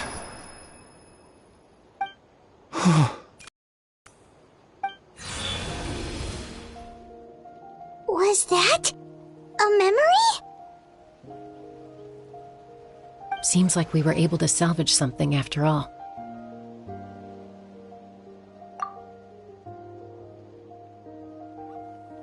Of course. Seeing him, hearing his voice again, it makes me unbelievably happy. But it also brings with it an even deeper pain. A deeper pain? Why? Malco was always the type to put on a brave face. But in that memory just now, his hands were shaking. And his smile. For all these years, I regretted not being able to fight alongside him to the end. And now I know, at the end of his life, he was thinking the same thing. Vichama! I'm fine. Actually, I heard Chief Wyna wasn't really on board with your plan to go to the Night Kingdom. When you asked for my help, I hesitated too. I knew helping you find your friend's ancient name meant leading you one step closer to danger. But I also understood why you had to try. Everyone has regrets in life, but not everyone gets the chance to make up for them. Once allowed to fester, guilt strips us of our most valuable qualities as warriors. In that sense, we might as well choose the braver path from the very beginning. If I could do it all over again, I would have followed Malco to the front lines no matter what. Even with an injured leg, there were still things I could have done. That way, even if the outcome stayed the same, I still would have fought alongside him to the end. There are critical junctures in life, and if you don't seize the chance to act, there's no going back. That's something I had to learn in hindsight, but you're still at the crossroads of your journey, so I hope you can walk away without regrets. Thank you, Vichama. I feel even more determined now. Kachina will come back to us. I'll make sure of it. I promised I would find her, and I intend to keep that promise. That's good to hear. Strange. My body, it's... Once abyssal corrosion enters the body, a portion will fuse itself to your internal organs. Even though the Traveler possesses powers of purification, the corrosion can never be fully eradicated. Thanks to her, though, you were only briefly exposed. Slowing your breathing and controlling your emotions should help you keep the symptoms in check.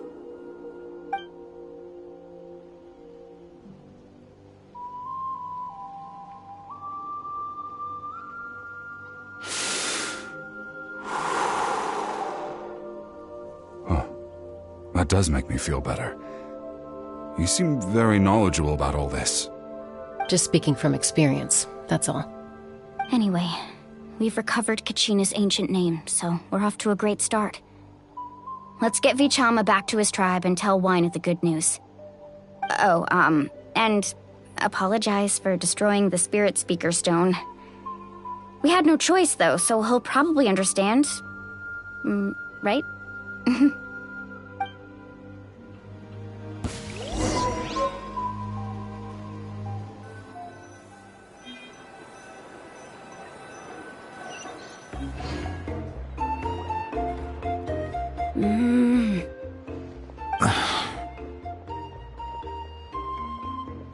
Koichi, are you really gonna just stand there like that? I don't know what you want from me. I think you know exactly what I'm trying to say, Uncle Wyna. I can hear it in your voice. Honestly, it's just one thing after another with you two. They're back. Koichi? What are you doing here? Don't play dumb with your own sister. You know exactly why I'm here. My apologies, everyone. I just need to borrow Chaska for a few minutes. You come with me.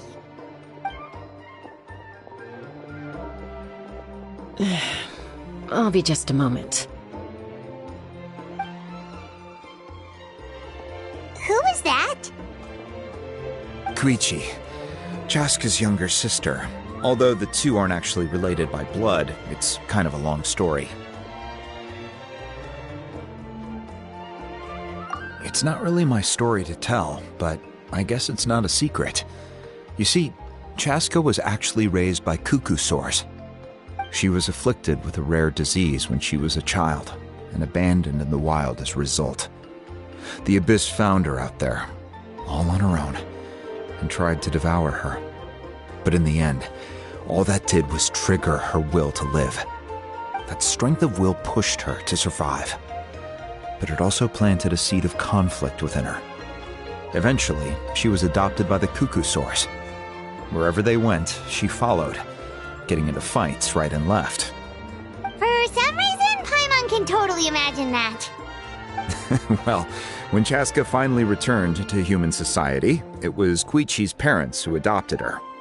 At the time, Chaska still had a habit of getting into fights, so Koichi was always taking her around, apologizing to everyone. Ah, I remember those days. One of those fights was definitely with me. But, you know, kids. You're fighting one minute and your friend's the next. Eventually, she found a way to rein in that desire to fight. And now she's who people call to resolve conflicts. She's known as the Peacemaker. It sounds like she still argues with Koichi, though. Don't siblings usually stop fighting when they get older? That's partly my fault. Koichi asked me to stop Chaska from doing anything dangerous, but you probably know by now, once Chaska makes up her mind, there's no changing it. Oh, I get it. No wonder you tried to talk us out of going to the Night Kingdom. Chaska even said that wasn't like you. I'm all for your adventure. You need to take risks when you're young, because by the time you're my age, you couldn't attempt something like that even if you wanted to. Better try now than live with regrets later. That's what I say. Still, I can understand where Koichi's coming from. In the end, nobody wants to sit back and let a loved one put their life on the line.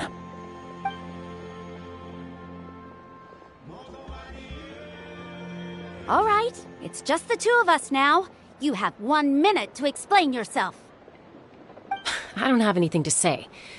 You don't have to approve, but you should know I only do what's necessary. That attitude is exactly the problem. It's like you don't care.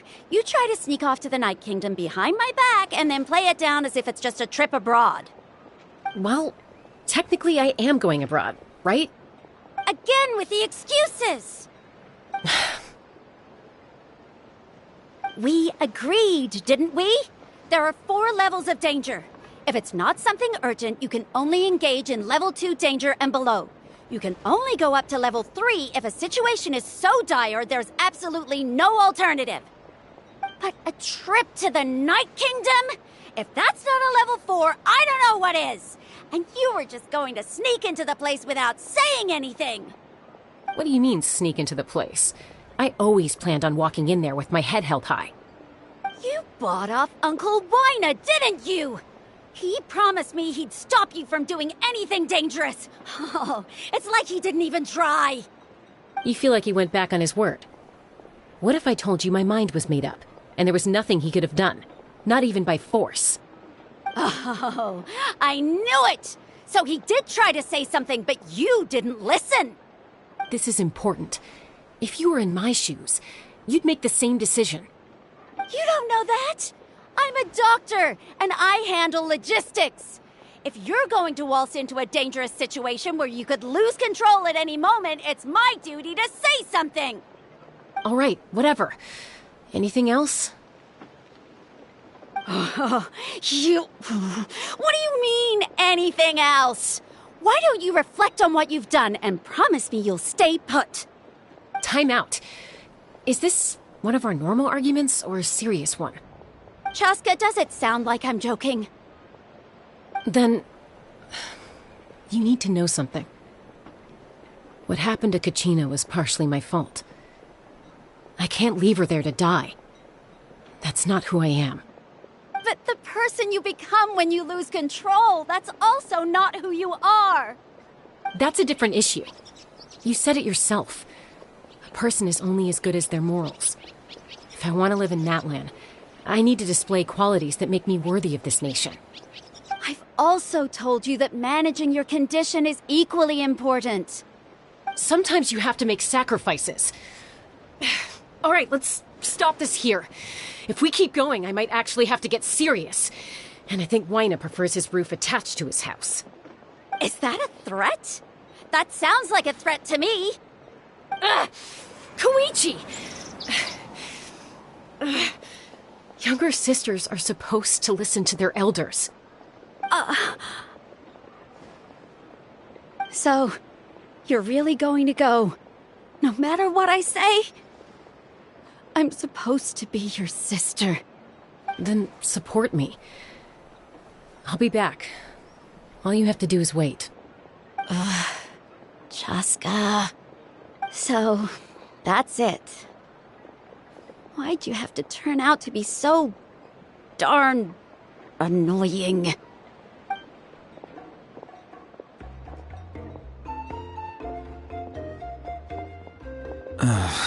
You two are something else. Something you wanted to say? I know you aren't related by blood, but you two sure are similar.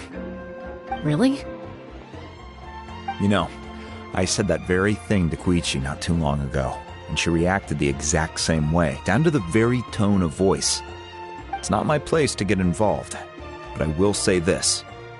Try to spend a little more time with your sister. You're tough kids. That doesn't mean you have to go it alone. Thank you. Anytime. All right. If you're done with the Spirit Speaker Stone, you might as well hand it over. According to Kinich, it's an important ceremonial artifact, so it'd be safer to keep it with me. About that. If only Tone-Deaf Bard was here, he could have repaired it just like the Holy Liar. The Spirit Speaker Stone might be 2 stones now. Huh?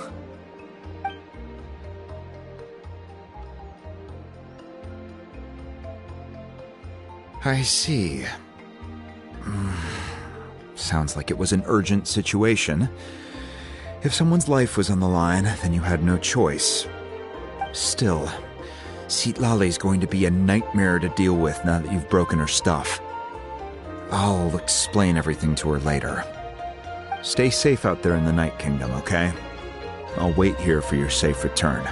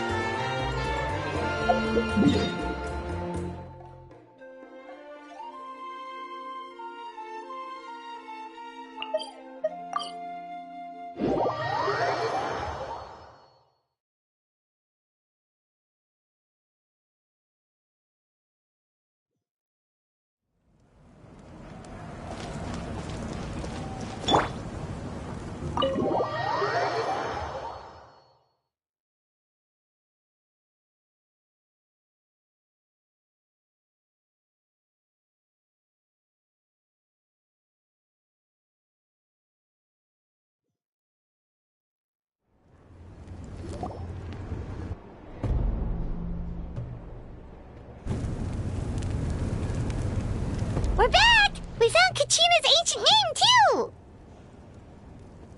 Well, it's fairly complicated. Let me give you the condensed version.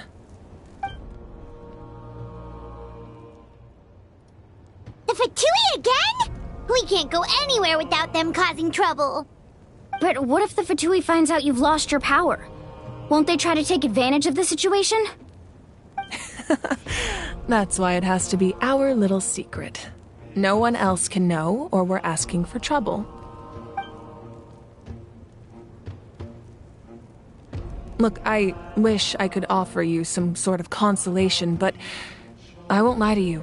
With multiple factions closing in, there's nothing comforting about the situation we're facing. Still, all you need to do is focus on your goal. You can leave the complicated matters to me. I can also step in on the Pyro Archon's behalf. There's a limit to what I can accomplish, but I'll help you however I can. There's no need to be so modest, Dion-san. Your incredible strength has long been a well-known fact. You're the pride of your tribe. Archon, I'm sorry about before. You have so much on your plate, so much that you have to worry about. But all I could do was focus on my own feelings. You have nothing to be sorry about. We all get overwhelmed by our emotions, myself included. Your reaction to Kachina's disappearance, I understand that feeling very well. Well, now that we have Kachina's ancient name, let's go track her down. Follow me.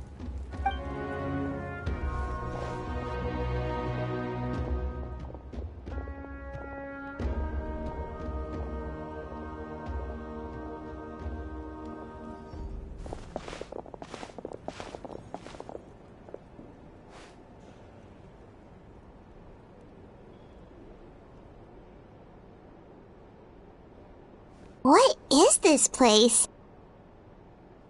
Hey, isn't that Atea's talisman? Good eye. This is where I store all the various mementos I've collected. Whoa.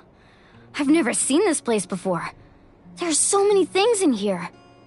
It looks like there are items from every tribe.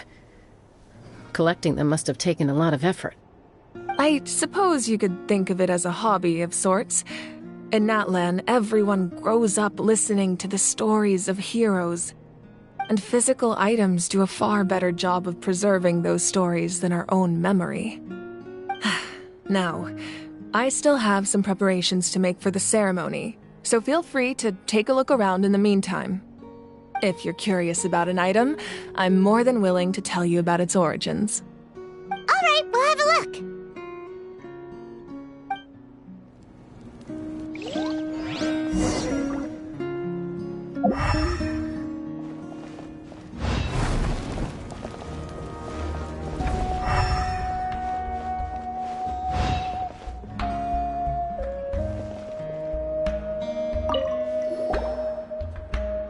Whoa, that belt is bigger than Paimon's head! The Collective of Plenty are known for their bodybuilding competitions and contests of strength.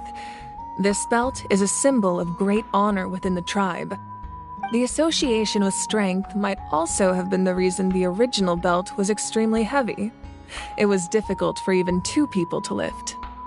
And even if a warrior had the strength to put it on, wearing it for any length of time would still leave them gasping for breath. Sounds like it. So the owner of the original belt, Kitera, commissioned a craftsman to make a copy identical in appearance but far lighter in weight. That is the belt you see before you. He would often wear this version when training in order to protect his waist. Or he made a lighter version so he could wear it all the time and show it off.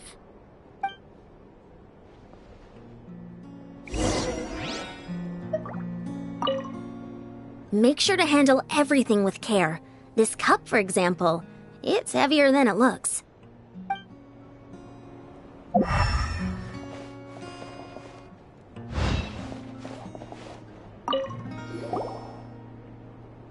There are so many jars and potions around here. Do they have anything to do with alchemy? No, those belong to the Masters of the Nightwind. They're ceremonial tools used to amplify the ability to communicate with the Night Kingdom and the Wyab. Yamaya is an expert in this field, and she taught me a lot. Even though she appears stoic and serious, she actually has a keen sense of humor. The tools you see here are quite traditional. Her students found them outdated, so she passed them on to me. The contents of the jars aren't all that special. Oh, except the big jar in the middle. That's what she really wanted to give me. Ooh, must be something really cool. What's inside? Grape juice. Huh? It's quite tasty, although probably expired by now.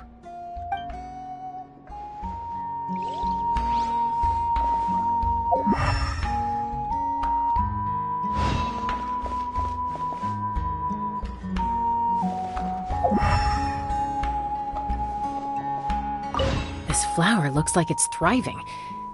You must be good at taking care of plants, Archon.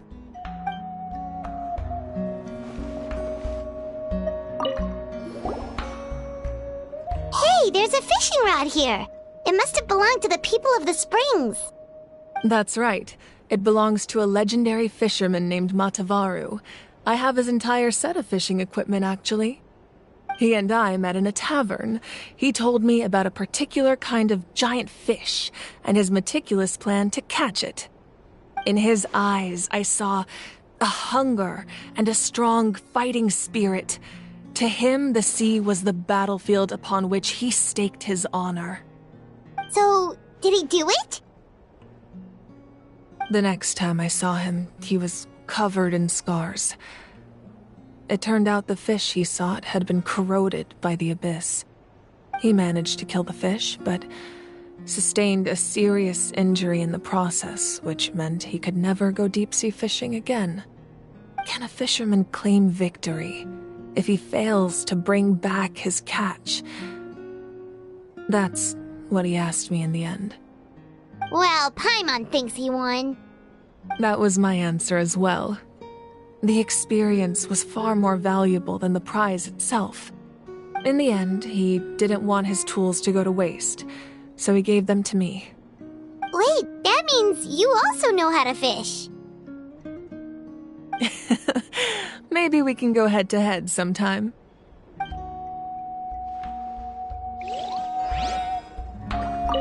This fishing basket looks familiar.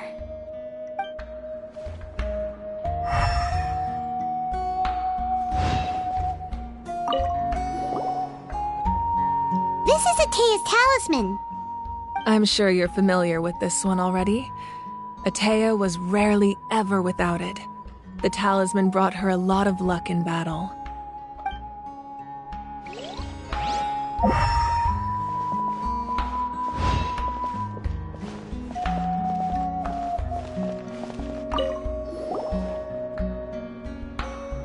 Whoa, this weapon is huge! Which tribe did it belong to? Ah, that weapon belonged to Tenoch, a hero from 500 years ago. Strictly speaking, he didn't belong to any single tribe. That's because even before the disaster with the Abyss broke out, he had already been exiled. Exiled? It was a punishment imposed out of necessity, but he accepted it all the same. He believed it was what he deserved. When the Abyss attacked, the tribes found themselves in urgent need of a powerful figure to lead them into the battle, and there was no one more courageous or resolute than him. He united the 6 tribes and accomplished great feats throughout the war. Ultimately, he perished, and because he had already lost his ancient name, the Ode of Resurrection was unable to bring him back. And so, he was laid to rest, alongside the countless warriors and civilians who lost their lives, buried in the soil of his native land. Wow, he sounds like a true hero. Indeed, even now his story is told throughout the land.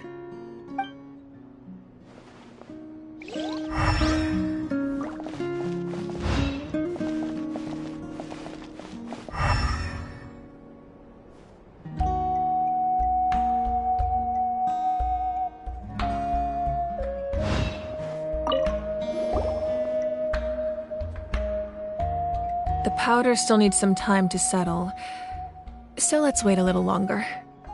Well, what do you think of my collection? Do you feel like you have a better understanding of Natlan's culture now?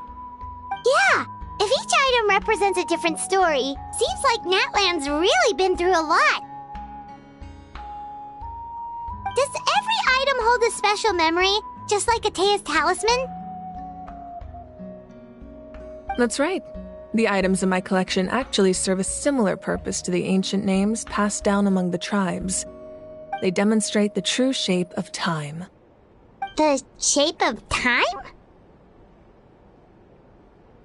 Most people perceive time as a linear concept, almost like a straight line that can only move forward.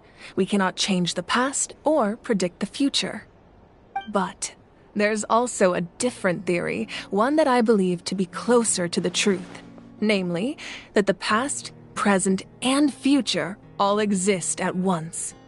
At once? Paimon's not sure she understands. Let's say your journey ended right now. Thinking back on your experience in each nation, which one would you say was the most important? Exactly. Even at the end of your journey, the things you experienced along the way don't cease to exist. They become part of who you are. Take out a portion of that journey, and you would likely make very different decisions, and eventually arrive at a very different destination. The future is the same way. It exists even though it has yet to come to pass. We just lack the means to perceive it. Of course, there are those with the power to foresee the future. They simply call it by a different name. Fate. You're quite familiar with that concept, I would imagine. make sense. The future hasn't happened, but already exists. Humanity excels at living in the present, but too often we forget the past and neglect the future. While the pilgrimage and the Night Warden Wars lead us to a better future. Only by uniting the people of Natlan across countless eras can we fight back against an enemy as formidable as the Abyss. To come up with such a set of rules, the first Pyro Archon must have possessed a level of insight I can only imagine. That's correct. At first, he was a mortal man with no special power. After he ascended to the Divine Throne, he used it to borrow power from the heavens and establish the rules of Natlan. Namely, a framework through which ordinary people can ascend to Archonhood. By holding the pilgrimage, we're able to determine the strongest among us. And when that person ascends to the Divine Throne, their inner flame will awaken. In addition, the sacred flame will grant them significant knowledge and memory of this land. After all, that's how I came to know everything I just told you. So, it all comes down to the power of the Divine Throne and the rules. Wait, is that a family portrait? Yes, that's my mother, father, younger sister, and the little saurians we raised. I turned a piece of my dad's leather armor into a canvas and commissioned a famous artist to paint our likeness.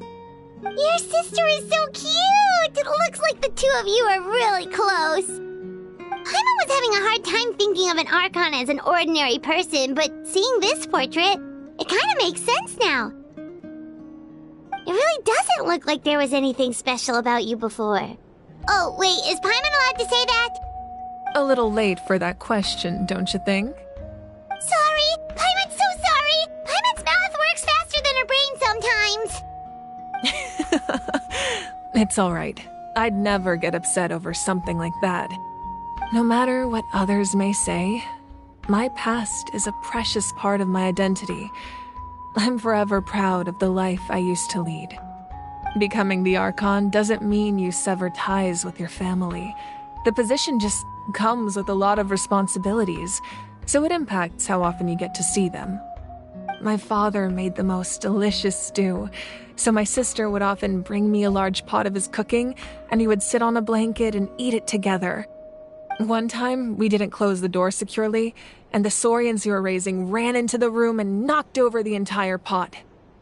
My sister immediately burst into tears. The two troublemakers were going for the meat, but when they saw my sister's distress, they froze on the spot. I still remember the way they laid there, sulking like a pair of children, even after making such a mess. It was frustrating, but in the end, all I could do was comfort my sister and move on. Wow.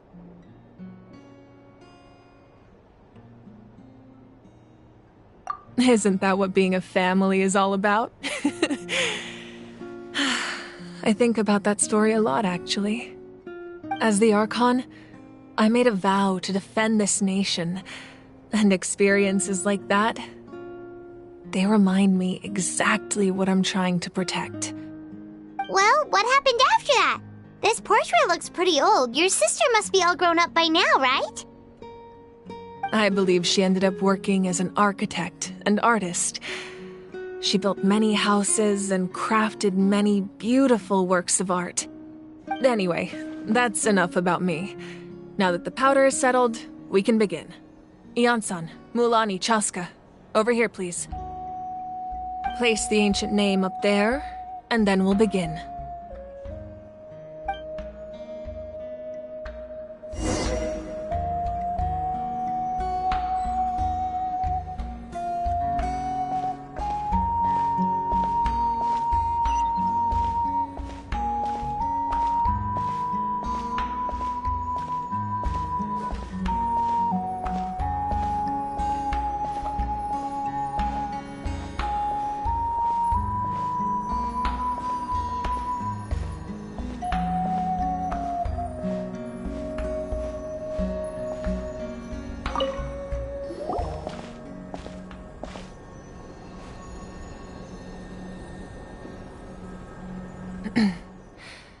Surely as the echoes of life resound through heaven and earth, so too shall our stories remain eternal. Ancient name, take us to your fated bearer. Allow her to answer our call.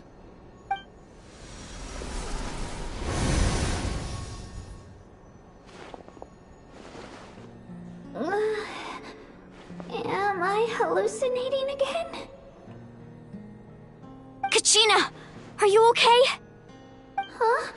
I'm not seeing things, am I? Is the Abyss playing tricks on me again? It's okay, Kachina. It's just us. We're trying to find a way to bring you back. Everyone, you have to listen to me.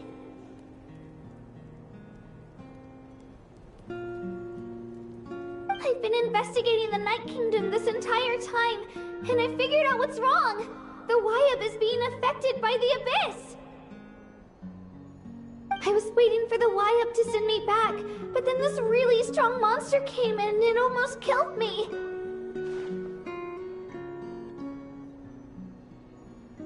The Wyab saved me, even though its power is weakening, so I've been hiding from the monsters while trying to find a way to help.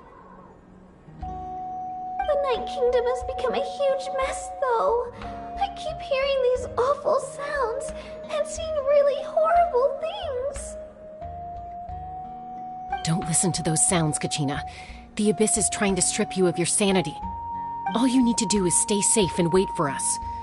We'll be there shortly. It's okay. I feel so much better now that I've had the chance to talk to you guys. You don't need to worry about me. I've never been strong or special at all, really. So I don't blame anyone for forgetting about me or leaving me behind. Just knowing you care is more than enough. I'll find a way back. You don't have to put yourselves in danger to come rescue me. You're always like this, Kachina. Now's not the time to act tough. We're coming for you, and that's final. I don't know what lies the Abyss has been feeding you, but I'll tell you something right now. Nobody here sees you as a burden. You're a victor of the Night Warden Wars, a hero of Natlan. All you need to do is wait for us to rescue you, and you'll get all the applause and recognition you deserve.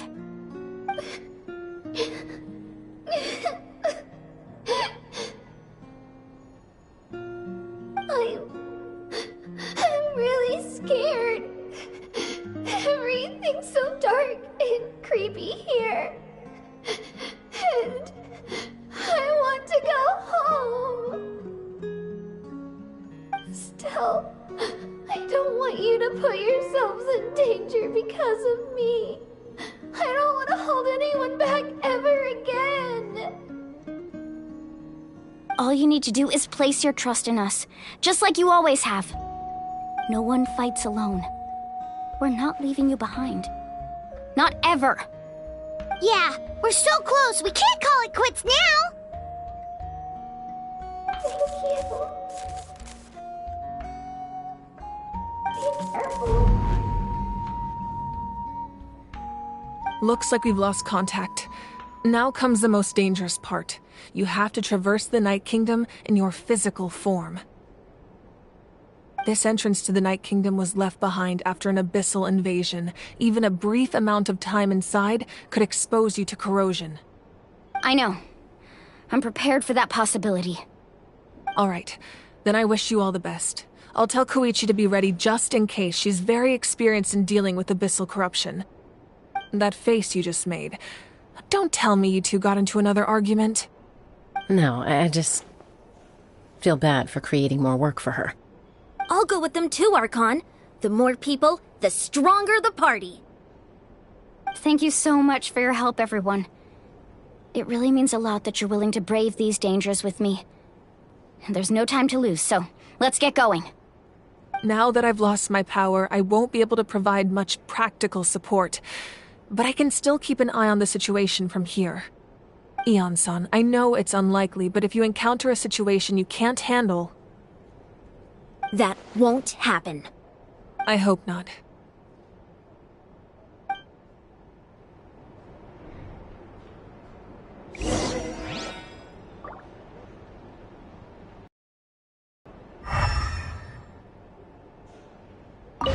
Be careful out there.